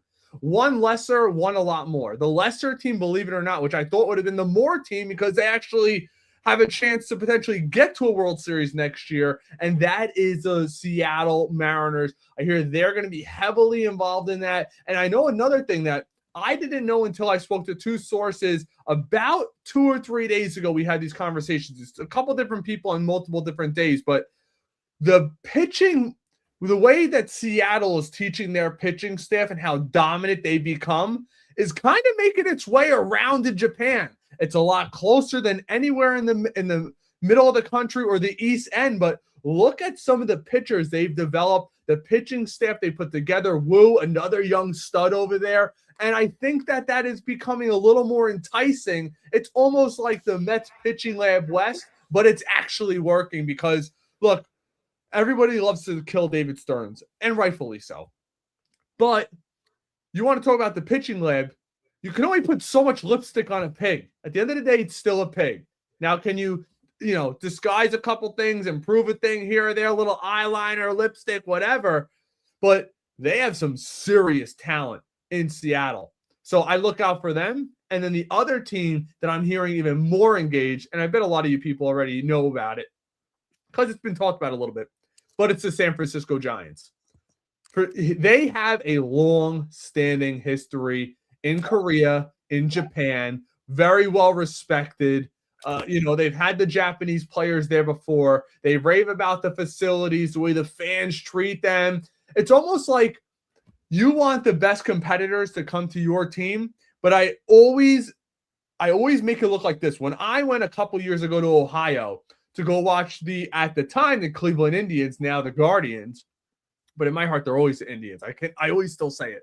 But when you go there, they lost, they got smoked, and the fans are like, all right, let's get them tomorrow, boys. Some people are like that. Not everybody wants the pressure of New York or even the Dodgers for that sake. And that's why and that's what scares me with Amaya a little bit. When I hear, I don't want to join them, I want to beat them. But then you hear that secondary reporting, Dan, talking about how he may not want to be on a team with another Japanese player. Why? Because expectations might be higher? Because you'll always be compared to them? You come to the Mets, if Sang is actually on, is there a potential that he outshows you where you're starting to feel the pressure? Excuse me, I got to change my... I realized I was on my Mac. I should sound a little bit better now. Sorry about that. But there's a lot of things to be discussed with that. Amai's got to sign within the next couple weeks. I think a lot of this is going to get moving. And my prediction for Murakami is simple. I think it's the Mets, the Giants, Seattle, or what I'm predicting, he ends up going back to Japan. Because I thought he's going to come over here and he's expecting to get some massive contract offer. And it's simply not there because the advanced stats don't support him a ton. Now, it's a little overblown. Some people talk about, hey, he doesn't hit that well against fastballs. Number one, not many guys are throwing 95 plus there, so it's a small sample size. But when you go into the further advanced analytics, his OPS is still in the 800s against that, and he's only 26, so he's still getting better. The issue is what baseball has turned to. He is a terrible defender from everything I've been told. Like, the difference between him and Okamoto is Freeman and Pete Alonso. That's where I look at that. Cool. My take on him. I don't know where you think he's going to end up going. Yeah, it's going to be interesting. I think he could go back to the States. Murakami, I agree with you. Okamoto's the player to get. We talked about him before, went over some stuff with him. It's interesting. He's averages over his first 6 seasons 30 and 90. He has 63rd percentile zone contact, 56th percentile swing strike percentage. So to me, that says all that velocity stuff, put it out the window. He can adjust to any environment. So we'll see. But we got a nice little super chat here from Duran. We appreciate you, Duran. Great work, fellas. like I that you appreciate live that. a Christian life. God bless. Yes, we do. Absolutely. And that will also be going towards the cause. And like I said, guys, it's a lot of people do this stuff trying to get a ton of clout. It's never been a thing for me. Dan's in the media industry, so he's going to be a part of the media. I own my own business out here. We do just fine out here. So it's not about that for us. Love spreading the message. Thanks so much, Theron. That's it. Thank you. So Dan, let me ask you this. Yep. Overall, there's a lot of people in the chat. What do people think is going to happen with the Mets? Because I think the moves are going to be coming within the next 10 days. I think there's going to be a flurry of moves throughout MLB. Hopefully. Kev asks, who's Okamoto's agent? It is Scott Boras, answered in the comment section. And then also, we have a pronunciation here. So Game for War says, Dan says Okamoto. You say It's Okamoto, right? and the rest say Okamoto. So guys, the correct pronunciation of Kazuma Okamoto. Oh, it's like orange and orange. Like, come on. Okamoto. So there you go. But yeah, it's a little bit of a twister there. But this is my favorite Christian Mets channel. Thank you, Thunder. We are the only Christian Mets channel. Thank you. As far as I know, which is not like a flex. No, kid, no, it's Loving not. God should never be a flex. Well, I guess it kind of is. Everybody That has, relationship, but everybody has their own beliefs. We're here because we love the New York Mets. Mets fanatic absolutely. checking in. Dan, does the strike zone ABS ruin the human element of our beloved game? Mets fanatic, yes, it does. Ray, what do you think? I think it's an absolute positive because, it's always easy to say that right now, Dan, until next year we're in a wild card and a terrible call is called on Soto with bases loaded. I am all for it. I like the integration. If you guys have checked it out in AAA, it's pretty cool. While we're covering the Mets down in spring training, which most likely we'll be doing this year again, because I keep saying I'm not going, but that itch. But I liked what I saw last year, especially in spring training. I like that it's not crazy. I think it's going to be strategically used. Not everybody's going to be allowed to do it. I think most pitchers are not going to be calling for it. It's going to be catcher based. For me, it's all about speed, Dan. My biggest fear, and I don't think it will be because I think it's been mastered throughout AAA, but remember when the challenge system was first implemented? You had Ron and Keith, like 30-minute challenges. That cannot happen. It should be like tennis. Guys, they take everybody's measurement before the season. You're not growing at all. What is your knee to the bottom of your chest with cleats on? It should be there. It's not the same for every player, we know. One thing I will say, and it's interesting that this is brought up. I saw a report last year, and I don't know if it could be changed with advanced technology, but supposedly the system is not exact. It is off by like in 2/8 of an inch all around, give or take. 2/8 of an inch. That could decide a lot. But I like that it's only 2 challenges. If you get it, you keep it. I mean, look, if you're confident in the umpires, and I understand the human element of the game. Funny enough, I actually did an entire presentation in college specifically on this issue. You're talking a while back, 10 years ago. But I said, it looks like it's going to come. I'm not for it. I'm an originalist, yada, yada, yada. But when you have great players like Aaron Judge and Juan Soto and at the time Pete Alonso and Brandon Nimmo and guys who work the counts, I think it's going to actually generate more offense, believe it or not. Because the better hitters in the games, like that's why, Dan, I'm not saying this is specifically why, but that's why I'm for bringing in a Kyle Tucker. Bring me guys that battle, that Kyle Tucker, he fouls a ton of pitches off. Same with Soto, same with Polanco. The key to the Mets this next season is going to get into these bullpens that are so up and down every single year, and having a confident guy like Soto at the plate that identifies that half an inch off the plate and knows it's not a strike, it's going to work in their favor. For me, the better players, the Lindors, more guys are going to be on base because, look, and it's nothing against female umpires, but everybody raved about that first woman female, and I'm all for it. There's women in the NBA, there's women in the NFL. I'm totally for it. I don't want you guys to get the misconception. but I was told how great of an umpire she is, and I've never looked at umpire stats until then because people were sending me, have you seen the stats? And she came up, and I'm like, she got like 88% right. And people are like, that's not big. I'm like, 88%. There's 300 pitches in a game. So that you're telling me you're missing 30 to 50 pitches a game at home plate. And then it gets you looking even further. Guys like Angel Hernandez, guys, retired. CB Buckner. These guys are getting like 85 to 88% of the calls right. That is terrible. That is terrible. Imagine you had a pilot that, he landed your plane correctly 88% of the time. You wouldn't want that pilot. No. I just want the right call. At the end of the day, I get the human element. It's not gone because if you miss your challenges, you're sticking with it. And I don't think they're always going to use them either, Dan. It's going to be strategic. On the first batter of the game, if there's a 1-0 count and it's a bad strike call, are you going to risk challenging it and losing one of your challenges? Look, I'm an originalist, and I'll stop blabbering because I know I'm blabbering.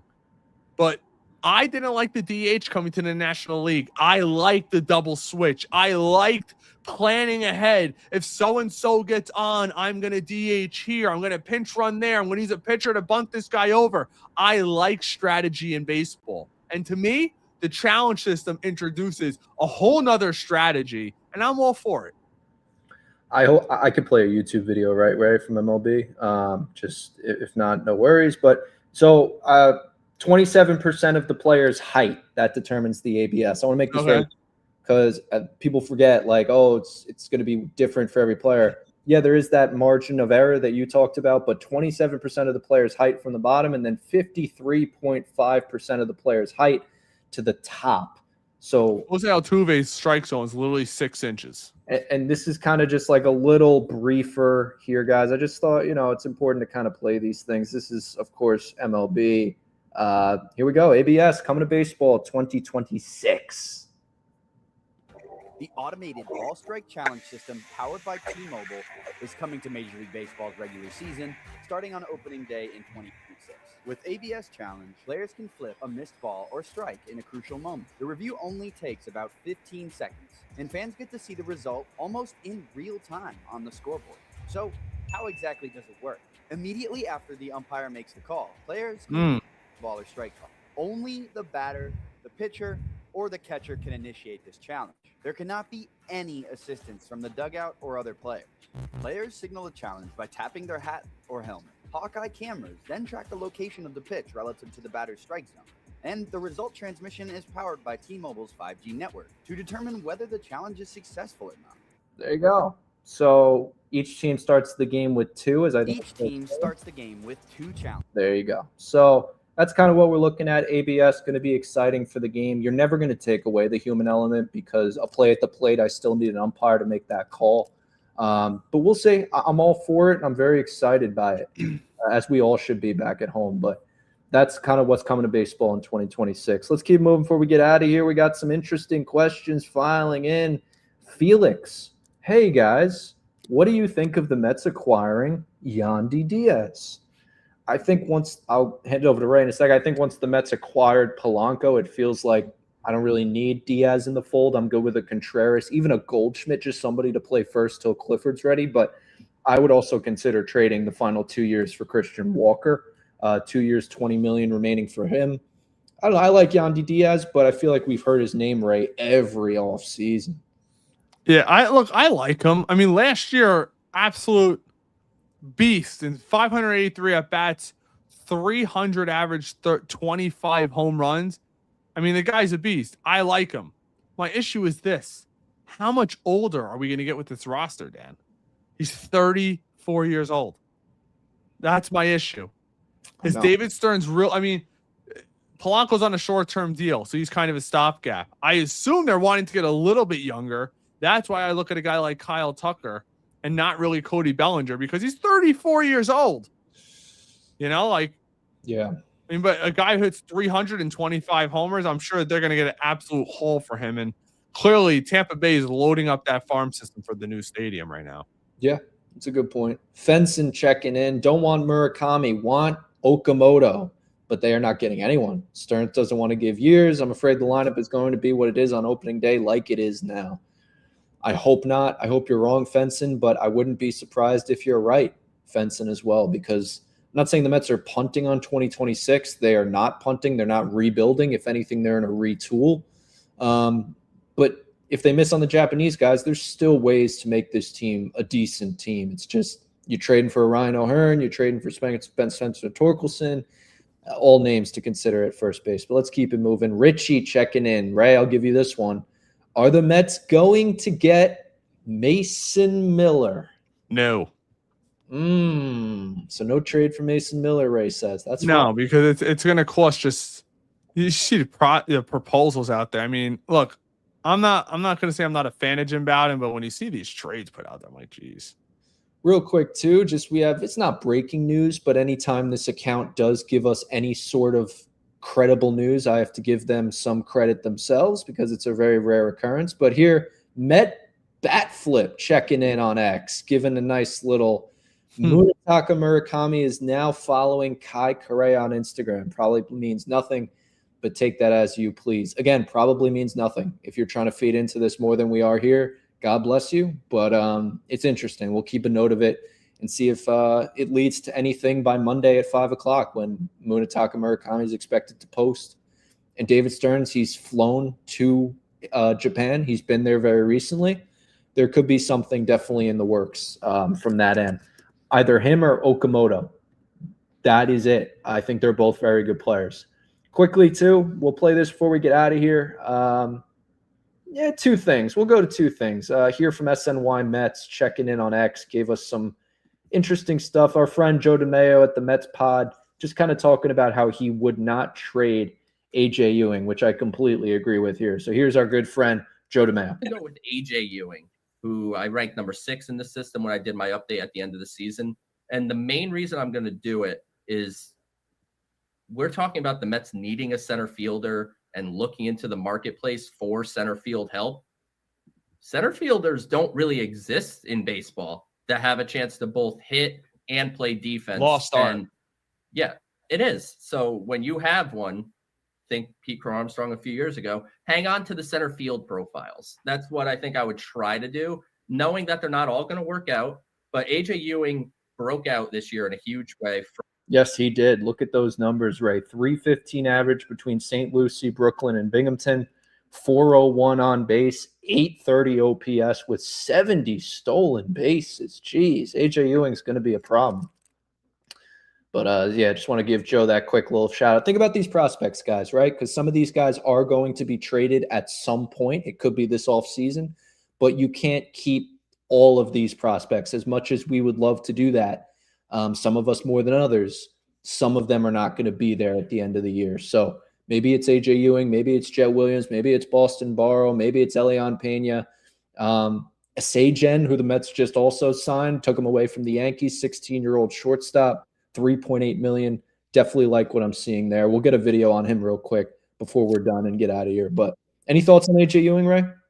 Yeah, I like him. I really like him as a prospect. I'm always very cautious because when guys light it up out of nowhere, I'm not saying he came out of nowhere, but I think, he's going to be highly regarded. He'll probably be a top 100 prospect at the end of this year. I don't think he's going to be making it to the majors this year, but he's a guy that's going to be coveted. Let's be honest.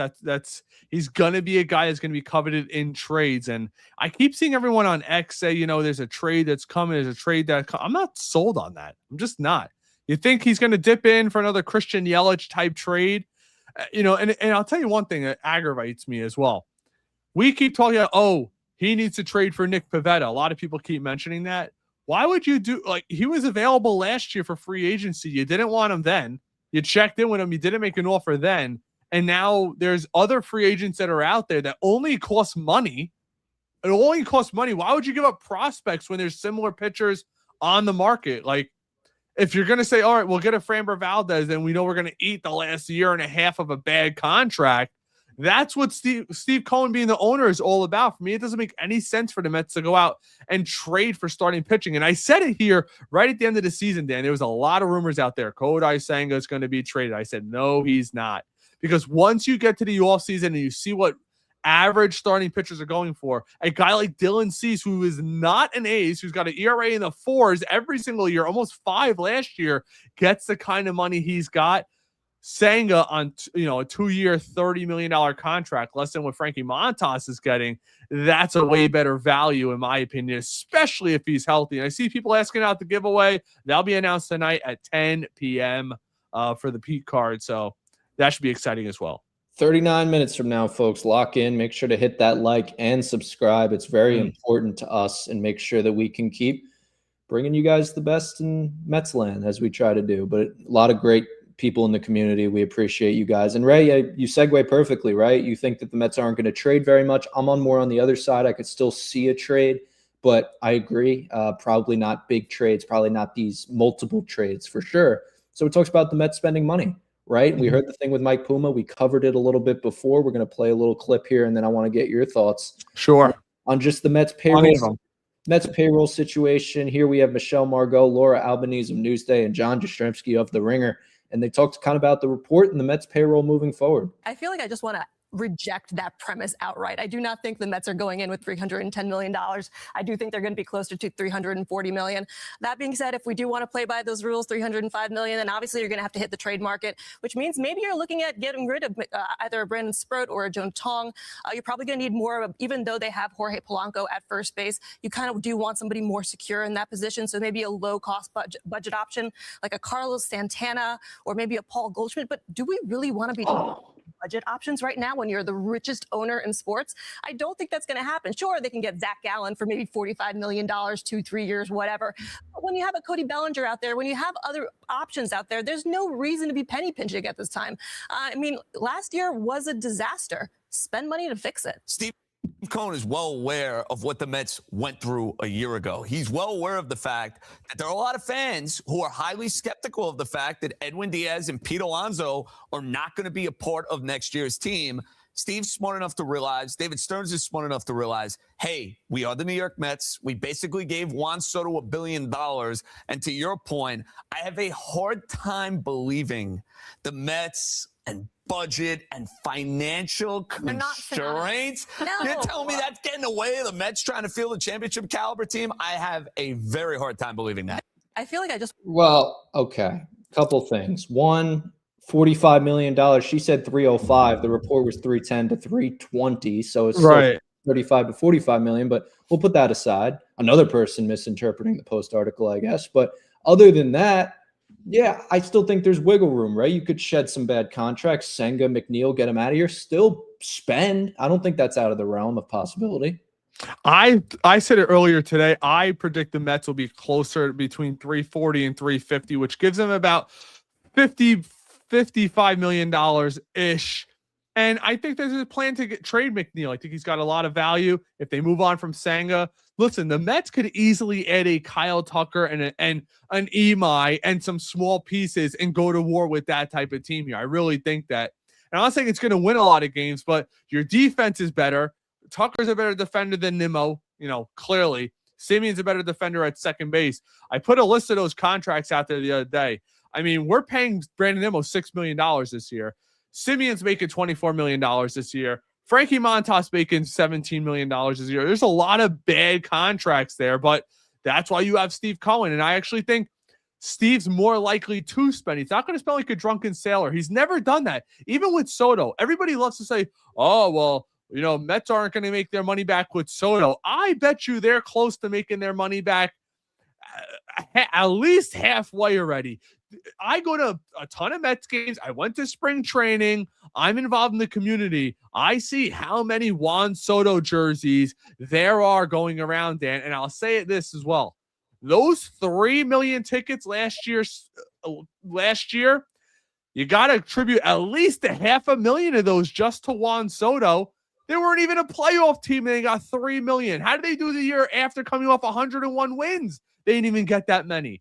So people show up to the ballpark specifically to watch Juan Soto. They're going to make their money back when it comes to him. I'm very confident. Same reason why the Dodgers gave Ohtani all that money. They're going to make that money back. And winning cures all. If the Mets win and make the playoffs next year and make a run, there'll be even bigger attendance the following year. That's one thing that we could all say. When you win, we show up here. The Mets didn't even win last year, and we still showed up. If the Mets go out and bring in a Kyle Tucker, it drastically changes this lineup.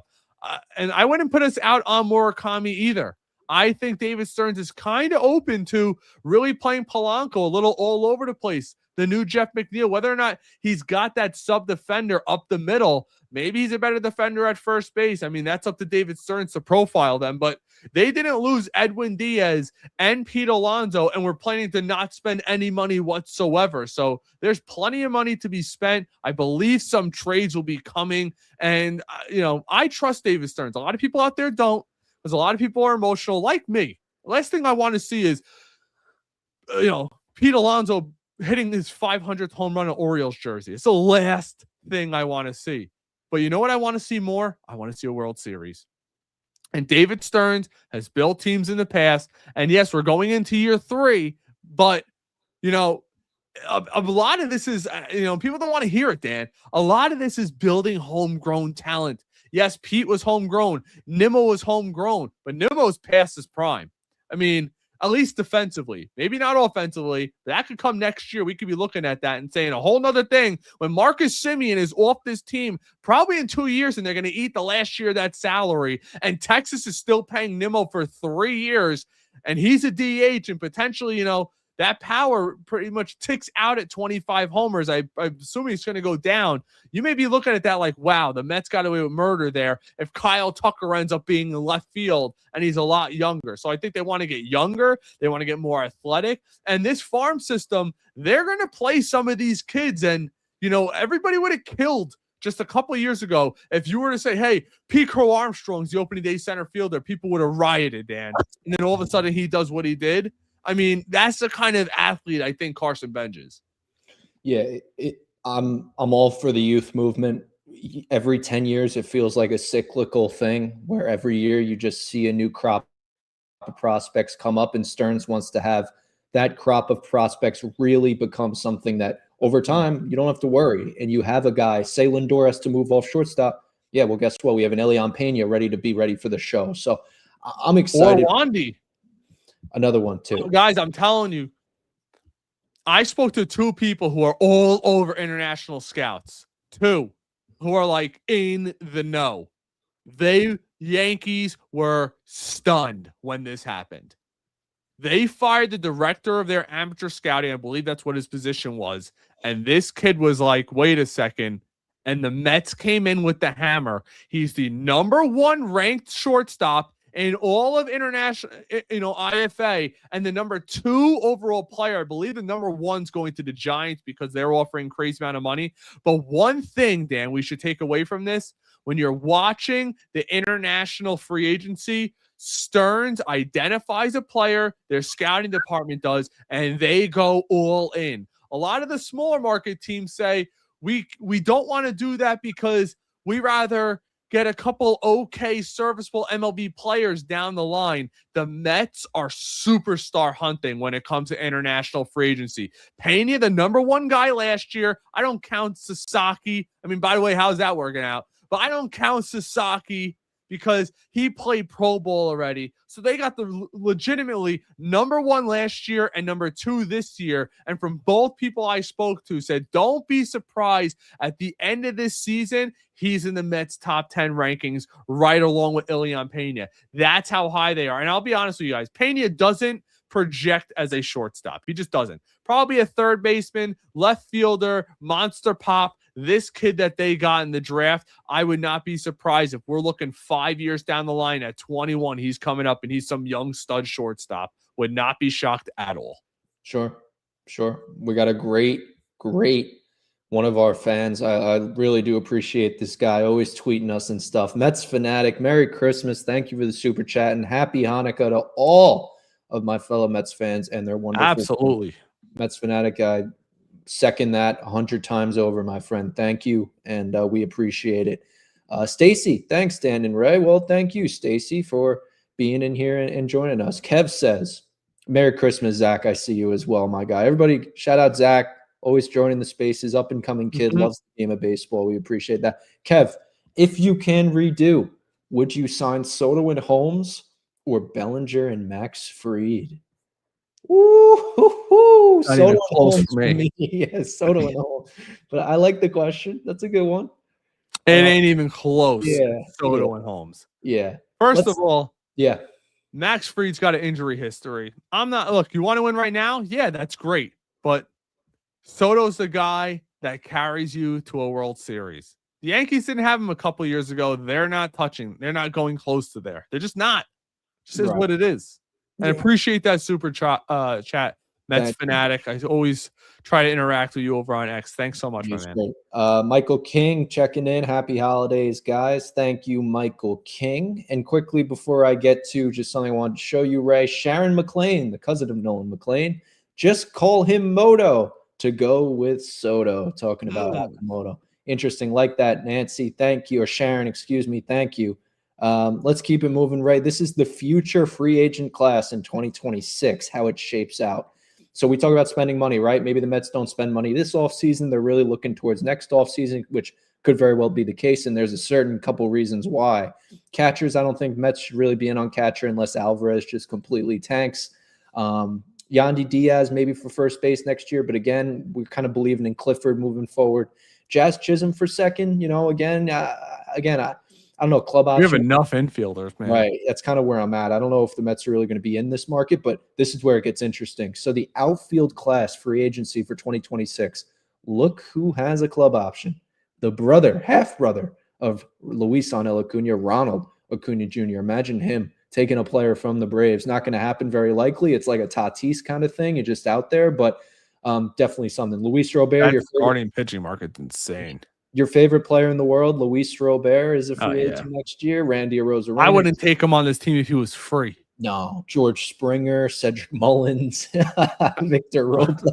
So we might stay away from that outfield market other than look, you know what? That's a great point to bring up, Dan. That's why you guys are seeing why Carson Bench is untouchable and why they love AJ Ewing, and he's going to be close to untouchable because when you look at the outfield market, and that's why right now, Dan, go get me a Kyle Tucker and stop screwing around. Because you know what? I'll tell you this. If Benj doesn't work out, which, guys, let's be honest, it's 50-50. Jared Kelenic was supposed to be Ken Griffey Jr., and the guy's out of the league a couple years later. Believe it or not, he was more sought after, Kelenic, than Benj ever was. Let's be real. Top-end prospect, top 100 guy, right up there. We don't know. So if Benj is a miss and Ewing doesn't work out, I mean, you'd be looking at Brett Beatty and Tyron Taylor heading into 2026. You got to look into the future. There is zero outfield help next year. You get a guy like Tucker, you have Soto, you let the kids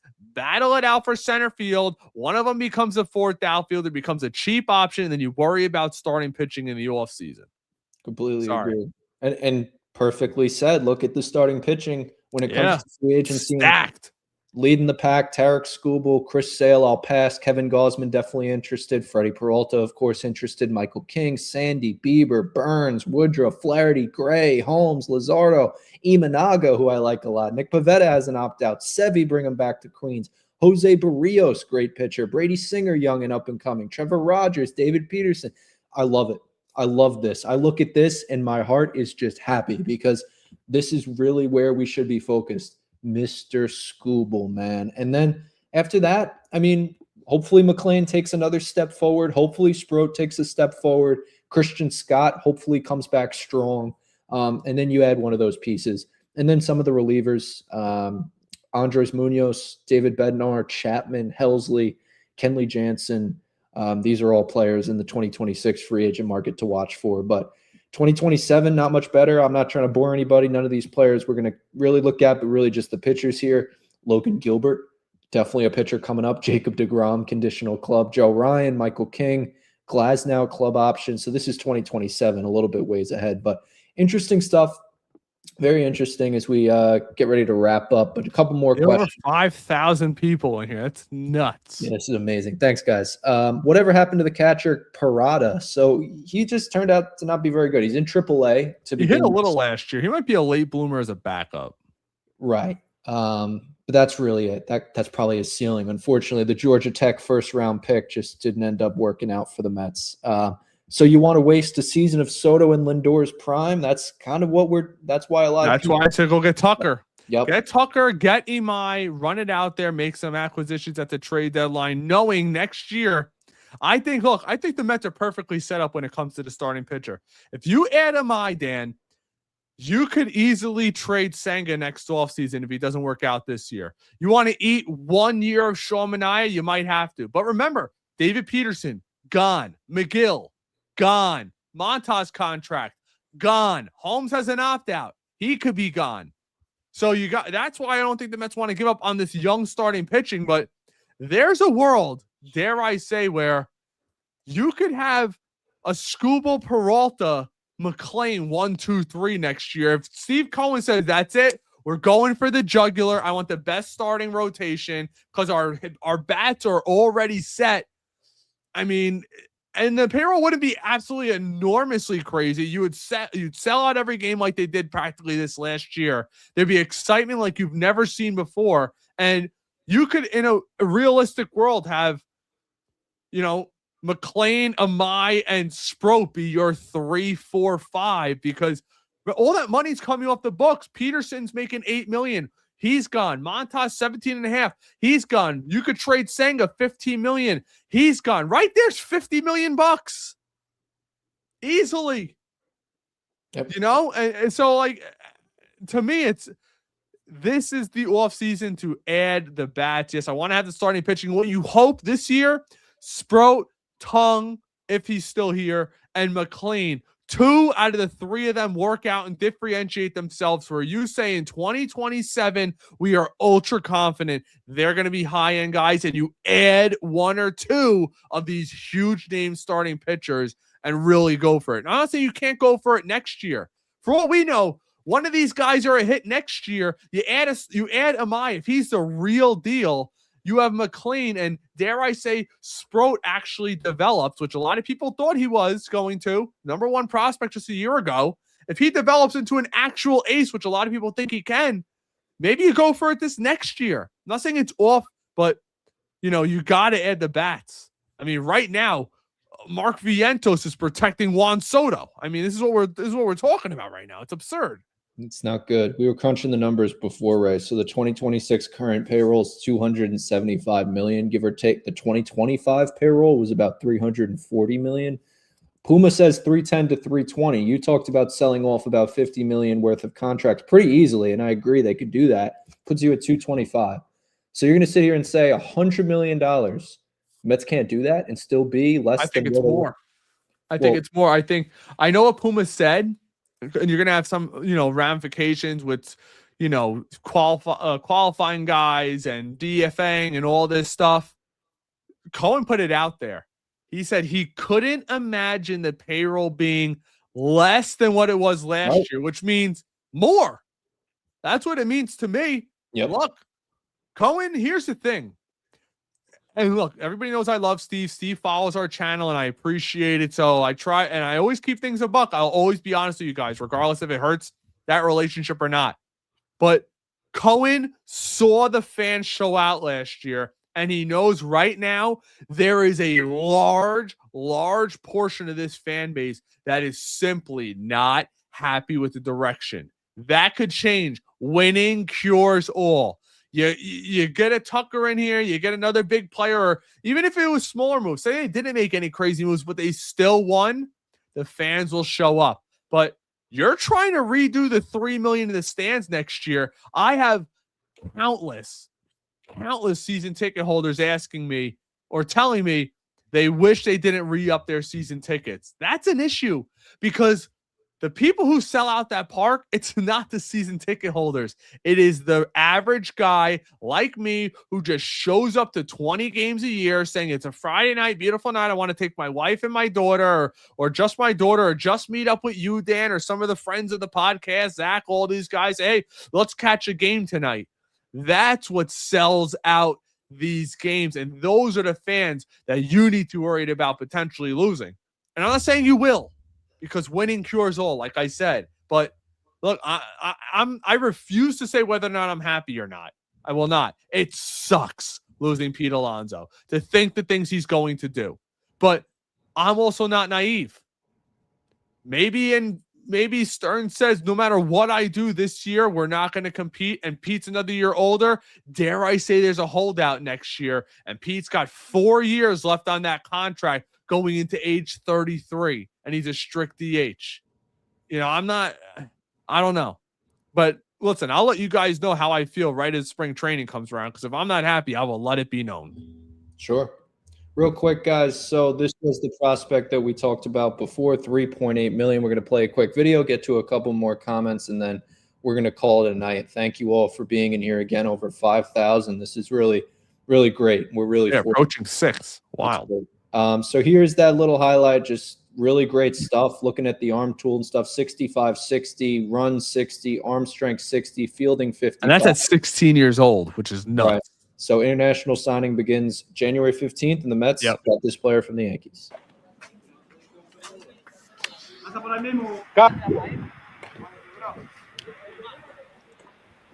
Good arm. That's what they're raving, the power at 16 years old. That's not normal. He's tall and lanky. Think of how he's going to grow even more. Right. Look at that. Good compact swing, quick hands, short to the ball, keeps the barrel through the zone. No head movement. Everything that I was told is he's already got his exit velocity that he displays is already like major league type-ish. Good gunshot every time. Boom. And just swing mechanics. Look, keeps the hands back, weight shift forward. I'm not a hitting coach, right? But I know the game of baseball. And then nice follow through, nice extension, scratch the back with both hands still on the bat, head in the zone, hips extended out. This is great. This is everything you love to see. And the Mets got a great player. So I'm excited for that. That was kind of the big news of the week. Mets staying ahead internationally, right? You sign Elian Pena, $5 million. You sign this kid to $3.8 million. Takes less to go to the Mets. This is great. And we've seen international signings in the past. Francisco Alvarez, Ronnie Mauricio, right? These names that are household names now, these were once international prospects for the Mets. Let's keep it going. Couple more things, and then we will get out of here. What is up, guys? What's up, Teddy? Hopefully we get news. Hopefully we do. Mets fanatic joking in here. Send the private jet and check out to wherever Tucker is held up, Steve Cohen. Yeah, I hear you, Mets fanatic. I do. Kev says Bellinger over Tucker. Very common, very common. Felix, do you guys think the Mets will give the young pitchers a chance? McLean, Sproat, and Tong, they only played for a month. McLean, yes. Sproat, most likely, yes. And then Tong. I'd be shocked if Sproat's not on the Major League roster to start the year. Right. Yeah, I agree. And then Tong, AAA, no doubt. Cohen, Belly, Tucker, and Bregman, hopefully. That would be great. Renee checking in. Renee, thank you being here. Renee. Merry Christmas to you, Dan and Ray, and your family. God bless, Renee. As always, I enjoy the talks. Let's go, Mets. How much money do we have for international signings, Kevin says? I'm not sure. I think it's all gone. He's probably it. A good amount of it, yeah. Because you're when you're over a certain tax, it shrinks. Right. You could trade for that money. I actually think we might have traded for some of this money that we got a couple of years ago or last year. So, that's interesting. Could be. Jose, Tucker or any elite player to the Mets? Well, seeing is believing. Stingy Stearns and Cohen have proven one thing. They are not trustworthy. Well, all I'll say is 2024, and they went to the NLCS. I think that was pretty good, if you ask me. 2025 stunk. I'm not going to lie, but one good year, one bad year. That's really it. So it is what it is. But Ray, thank you for joining. Ray's going to probably just step out in a minute. Thank you again, Ray. Congratulations. Thanks, everybody. Like, subscribe, become a member, support the channel. As I spoke to Pat, one of our executives over here at East End Media Group, yes, we are an official company and have been for years with our other podcast, but the Discord is on its way. I will leave it at that. Very exciting news to come up for the new year will be announced, and all members, that's all you have to be is a member, and you'll be locked into getting into that Discord, and we have a lot of awesome things going on over there, and there will be exclusive giveaways also in the Discord as well to get back to you guys. So I'm looking forward to that. But as always, let's go Mets, everybody. Thanks so much. Thanks, Ray. Talk soon, Ray. Thank you. Very interesting. So it's good to have Ray check in. We'll check out in a couple of minutes. Don't worry. Always great to have Ray join us. He works hard, man. He works very hard. I got to give him that credit. You have to be in this business, no doubt. Jose. Yeah, we went over that. Tucker, any elite player. I hear you. Mets Geek. Is that how it's going to work? The contracts pick up on the other side of the potential lockout as if it's just a following year. That's correct, right? So you have this lockout coming up potentially in 2027. The owners and the players not going to agree. The CBA, certainly something of conversation right now. Right. Basically, all those contracts just get put off for another year. So the players don't get paid, and it's not like you lose a year of the contract as well, if you understand that. So good stuff there, Mets Geek, but that's kind of what it is. And then a lot of these contracts probably going to be grandfathered in terms of either a max contract they might put out. I'm not sure. They're going to put a cap on the spending of teams. So you would think maybe there's a cap on the spending of the players. Not sure, but that's kind of what it is. The Sotos are going to be grandfathered in, the Aaron Judge contracts, the Lindors, the Tatis. So that's kind of what we're looking at. But it's going to be interesting. Do we have baseball in 27? Do we have a lockout at all? I thought we would have heard some stuff out of the winter meetings with basically contract talks, CBA talks, nothing. Nothing from the owners' meetings, nothing from the GM meetings, nothing from the winter meetings. So maybe we're in for a long lockout. I certainly hope not, but we'll have to keep an eye on it. Should the Mets try and trade for Griffin Jax? Yeah, I wouldn't be opposed to Griffin Jax. I like the name. He's always been a good arm. I just don't know. Again, are these players available? That's the thing, too. Like, if there was more of a market for Griffin Jax, I'd be all over it. I just don't want to approach teams without a market. Then they hang up the phone, and, that is what it is. But BG, the kid, checking in. Thank you for this super chat. You really didn't have to do this. Just tuning in. What's the latest on the rumor mill? Well, the Japanese market, definitely where our site should be set. You have Munetaka Murakami expected to be posted this Monday. So it's ticking. Time is ticking on Munetaka Murakami. The Japanese market as a whole, I have the posting dates right here. So you're looking at the 22nd of December for Murakami, 5 o'clock this Monday. Then Sasuya Imai, the starting pitcher, 27 years old. He is expected to post January 2nd at 5 o'clock. So about a week and a half after the 22nd. That's what you're looking at for Imai. And then Kazuma Okamoto, he is posting on January 4th at 5 o'clock, so 2 days later after Imai. And also Kona Takahashi, another right-handed arm, posting on that January 4th along with Okamoto. So, excuse me. Yeah, that's kind of where we're at. Cody Bellinger still a talk. Payroll stuff, that's been something in Mets land, of course. Are they going to spend money? Are they not going to spend money? Are they going to trade? Are they going to clear money to bring in somebody? I don't know. These are all questions up in the air.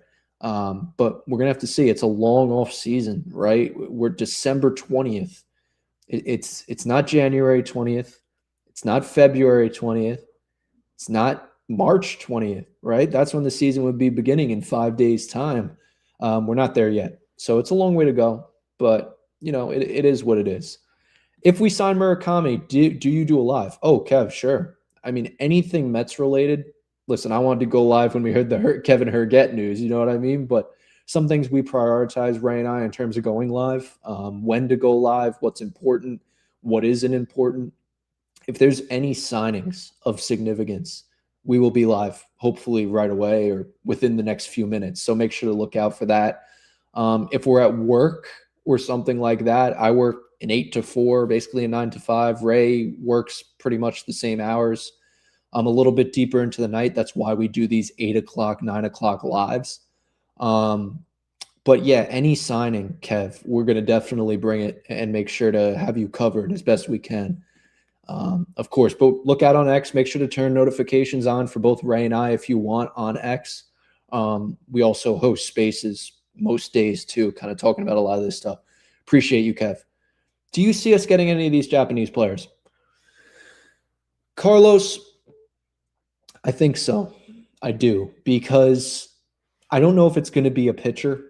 I just think the years on Imai and kind of the unknown with Takahashi is a little bit of a deterrent. For me, it's one of these hitters. It's Murakami, it's Okamoto. I think they get one of them. I do. And I really think that's where the Mets are going to put a lot of their value, because Stearns himself has put a lot of his value, his time in being in Japan. So I think that's something definitely in the works. If we get past the 22nd and Murakami goes back to Japan, you're going to hear the name Okamoto out of my mouth a lot more than you currently are. I think he's the most underrated Japanese. I think he's one of the most underrated free agents in this class, truthfully, but definitely one of the more underrated Japanese players. So definitely keep that in mind. Sharon McLean. Thank you, Sharon. It's so cool to have you in this live, Sharon. So I appreciate it. Thank you very, very much. And tell Nolan we say hi, please. Duran. And we'd love to have McLean on the podcast too. I know Ray would love me saying that. Duran, would you re-sign Griffin Canning? Duran, I would not. I just think you saw some decline with Griffin Canning before he got hurt. He was pitching great. We were looking at David Stearns saying he took the second worst pitcher in baseball the year prior from the Angels, gave him 4 1/4 or 4.5, whatever the Blackburn contract was. They were both very close. $4.5 million, I think it was, for Griffin Canning. Well, he was decent. He 8 innings, but you started to show that crack. And for me, I just feel like I would pass, honestly. I would take one of those mid-tier starters that we talked about before I would entertain a Griffin Canning again, truthfully. So I know the idea of Griffin Canning comes up because you just need people to eat innings, right? Like, that's the only reason we're bringing up Griffin Canning's name. We feel like he's a decent arm for that. I don't know. I can't get behind that, guys. Maybe if there's no more signings left and we have to bring on a Griffin Canning or something, sure. But right now, no, I would probably stay away. Would you rather 3 to 4 year deals or earlier free agency period for all players? I don't know if you could limit players to 3 to 4 year deals. I love the earlier free agency, or just a limited free agency, right? Like, look how other sports do it. NFL, NBA gets their free agency done in like 2 weeks. There's like a time that it has to be done. Free agency goes on and it drags on, and these players and Scott Boras, it's a lot. It really is. So people say Scott Boras is destroying the game of baseball because of what he's doing to some of these free agents. So I don't know. Take it for what you will. Gio checking in. Should the Mets re-sign Griffin Canning? Yeah, I don't know, guys. Is this like the Griffin Canning hour? I like him. He's a good pitcher, but I think there's better. We talk about bargain bin and all this stuff. I mean, that is Griffin Canning in a nutshell. So we'll see. LFGM. Yeah. Wrap this up, Dan. Time to start your space. Yeah, I know, Game, right? Appreciate it, Game. Appreciate it. You know what's up. Tucker and Diaz in our lineup is set for a while. Could be. If you get Kyle Tucker in here and then Yandy Diaz, not bad. Do you do Jets and Giants streams? Ray and I have talked about this. Like, do we want to expand to other sports? We've elected not to because I think we're doing great with the Mets. I love what we're doing with the Mets, and that's our number one sport. I love the Knicks, love the Giants, love Big East hoops. Hockey, I'm a Rangers fan, but it is what it is. We thought about it, Kev, but I don't know. Maybe something down the line, but probably not, if we're being honest. Okamoto would be great. Yes, he would. No doubt. Murakami would be sick too. Love the upside. Definitely more boom or bust type player.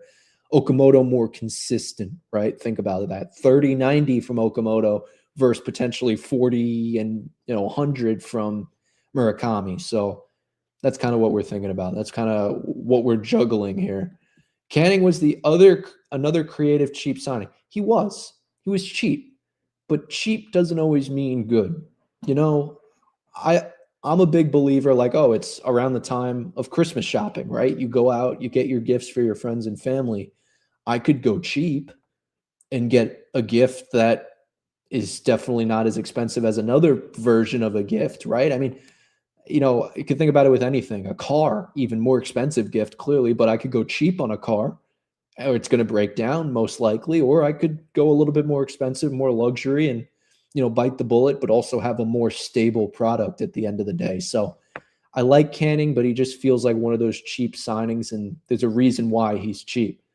I think the Mets should get Luis Robert. Interesting, David. Interesting.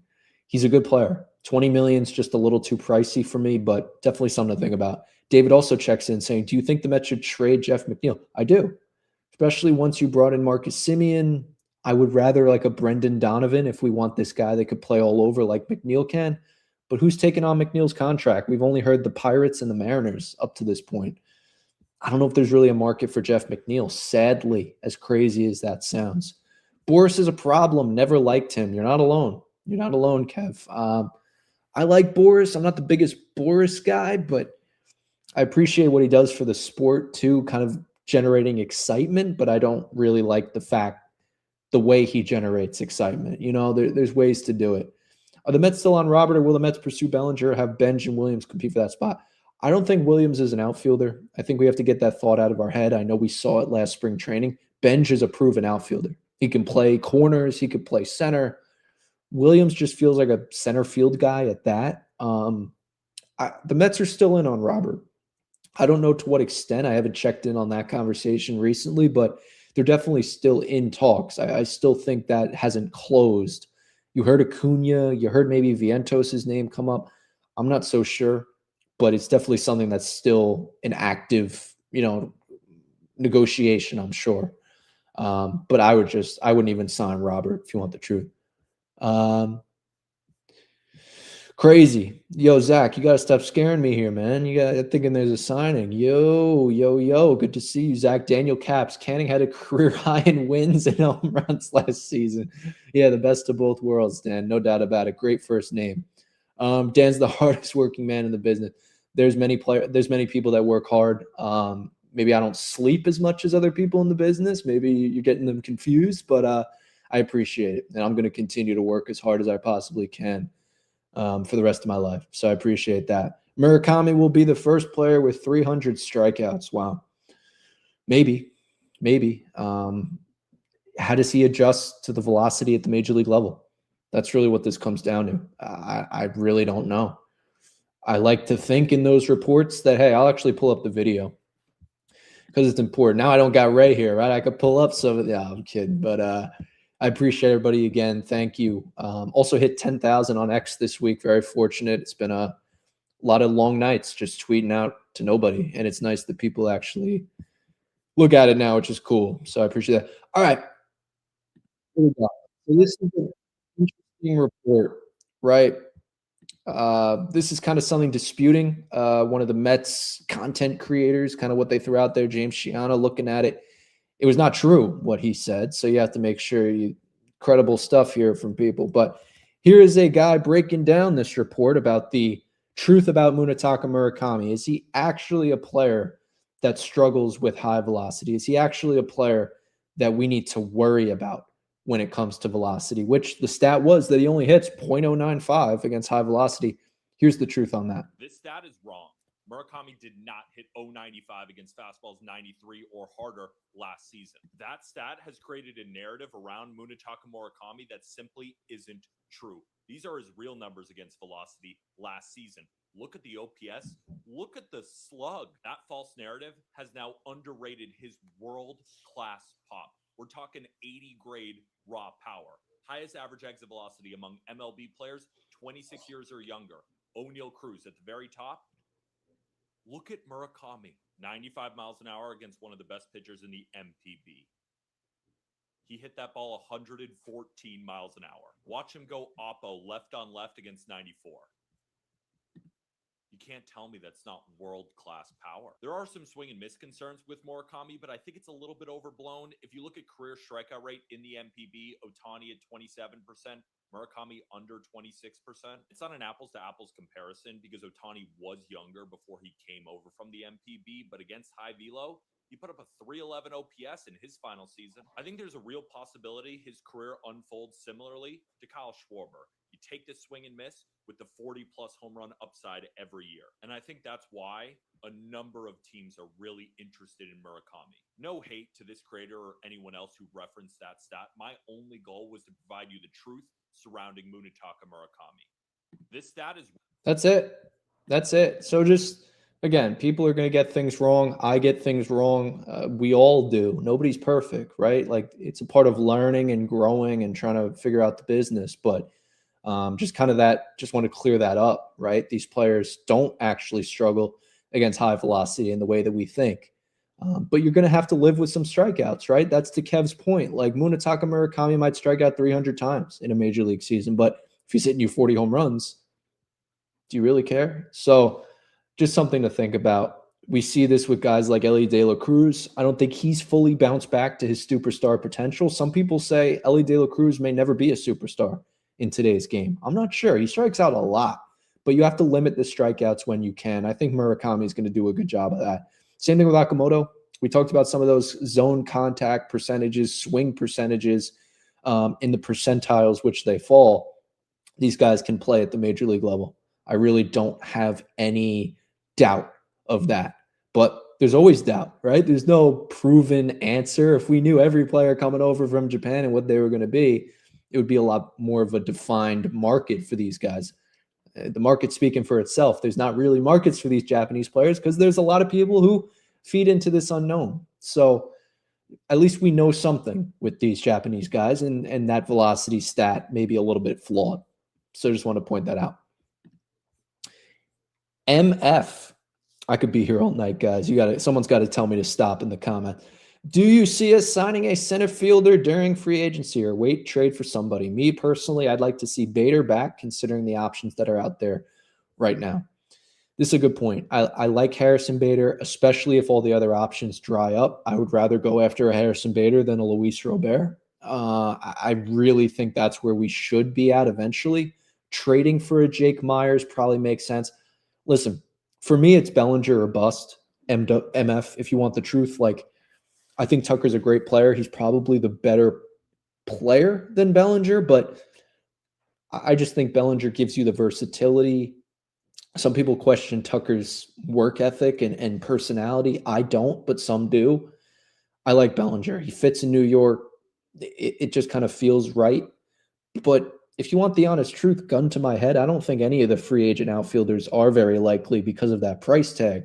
So for me, MF, I'm with you. I would probably trade for somebody or look at Harrison Bader, because it really comes down to Jake Myers or Harrison Bader, right? I mean, that's kind of what it feels like. Dalton Varsho, maybe he's a 1-year rental at this point. Went to a World Series, pretty good defender. We saw him. Do you take a flyer on Dalton Varsho, right? So these are all things to consider. I like Harrison Bader a lot, especially after this past season. I know he lost his role to Tyrone Taylor, but is he ever going to do that again? Like, look how he improved in 25, right? Specifically, we remember Ryan Helsley, the home run he gave up to him. So it's interesting. Bader played himself beyond a 1-year contract. Exactly, Kev, exactly. Where is Ray? Well, Zach Ray was just here. He checked in, but he checked out. Just spending time with the kids. You know how it is. Hit the like, of course. Hit the like, Kevin. Thank you. We'll get out of here in just a minute, guys. Of the three, Walker, Diaz, or Contreras, who would you get for first base? For me, Christian Walker. It's not even close. I like Yandy Diaz. I like Contreras, not as much as I like Christian Walker. You have 2 years remaining. Remember, Christian Walker set the first base market last offseason. He signed a 3 for $60 million deal. Set the market at 20 AAV. Pete Alonso ended up getting 30. We kind of all understood where the market was at.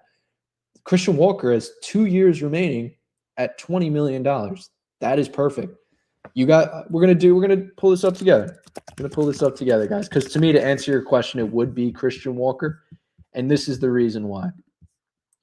So let's just a little deep dive here on Metcast. Thank you all for staying with me. Yes, sir. Little technicalities. 3, 2, 1, and we're here.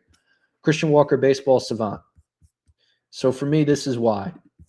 I like Christian Walker because, again, he's 34. And you say, Dan, why are you bringing in a 34-year-old first baseman? Ryan Clifford. You have a 2-year window where this guy could become a DH, worst case may be. But at least you have somebody who can play the position.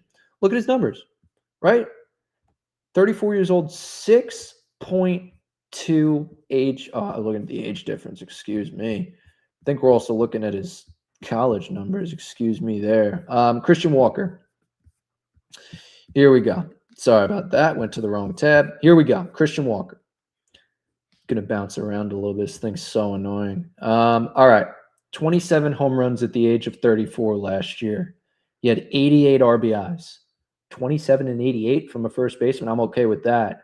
717 OPS, but look at the OPSs prior. 3 straight seasons of an 800 OPS. OPS plus 3 straight seasons at near 120, right? So I think he had a little bit of a regression year his first year in Houston. I'm expecting a bounce back, and I hopefully think that there is some bounce back with Christian Walker, but I would be all over that. All over that. Yeah, so it is kind of what it is.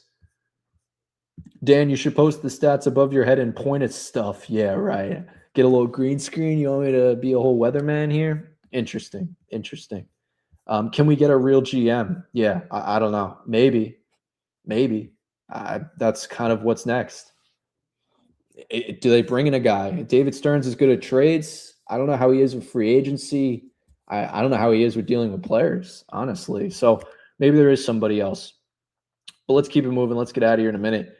Stearns is fascinating. The stuff that he gets rid of. Alonso, downfall, got his 50 home run replacement Murakami, but instead he'll end up overpaying Vogelback 2.0 for 5 years. Yeah, we'll see.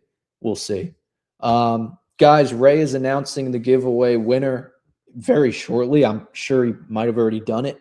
Make sure to go check out his X page. But we'll see. Anyway, guys, thank you all for being here. This was a great live. I just hope that we all stay patient. Please stay patient, right? Japanese player market going to be interesting. See what happens with the trade market. Definitely Freddie Peralta, keep him on your radar. Skubal still out there. Bellinger, Tucker. It continues to move. The offseason's moving, but we're getting into the holiday season. So you might see a little bit of a slowdown. I'm not sure, especially around Christmas. But after that, up until the new year, and then from the new year on, you're going to be looking at a lot of moving pieces, a lot. And I'm excited for it. We all should be excited for it. And just hope that Steve Cohen, David Stearns, put your trust in them, any little trust that you have left. I know it's not easy, but do what you can. Do what you can, please. Appreciate all of you guys. Yeah, orange flag because of Syracuse. No, this is an orange flag because of the New York Mets. I got my rally towel here. Don't worry. Got all my Mets stuff around here, man. I think this is from the NLCS last year. So just great stuff there. Delta does a great job. I don't want you to know what jersey I have over there, too. We'll talk about that. But again, thank you guys for being here. Again, I'm in need of first base Murakami. It continues. You guys are the best. Thank you again. And I'm going to sign off. Have a great rest of your night. Maybe we do a space. I don't know, guys. But make sure to check it out. And make sure to drop a like and make sure to subscribe. Thank you all for being here. I'm Dan Bartels of the New York Post. And I'm signing off. Have a great rest of your night, everybody. Stay safe. God bless. And let's go Mets.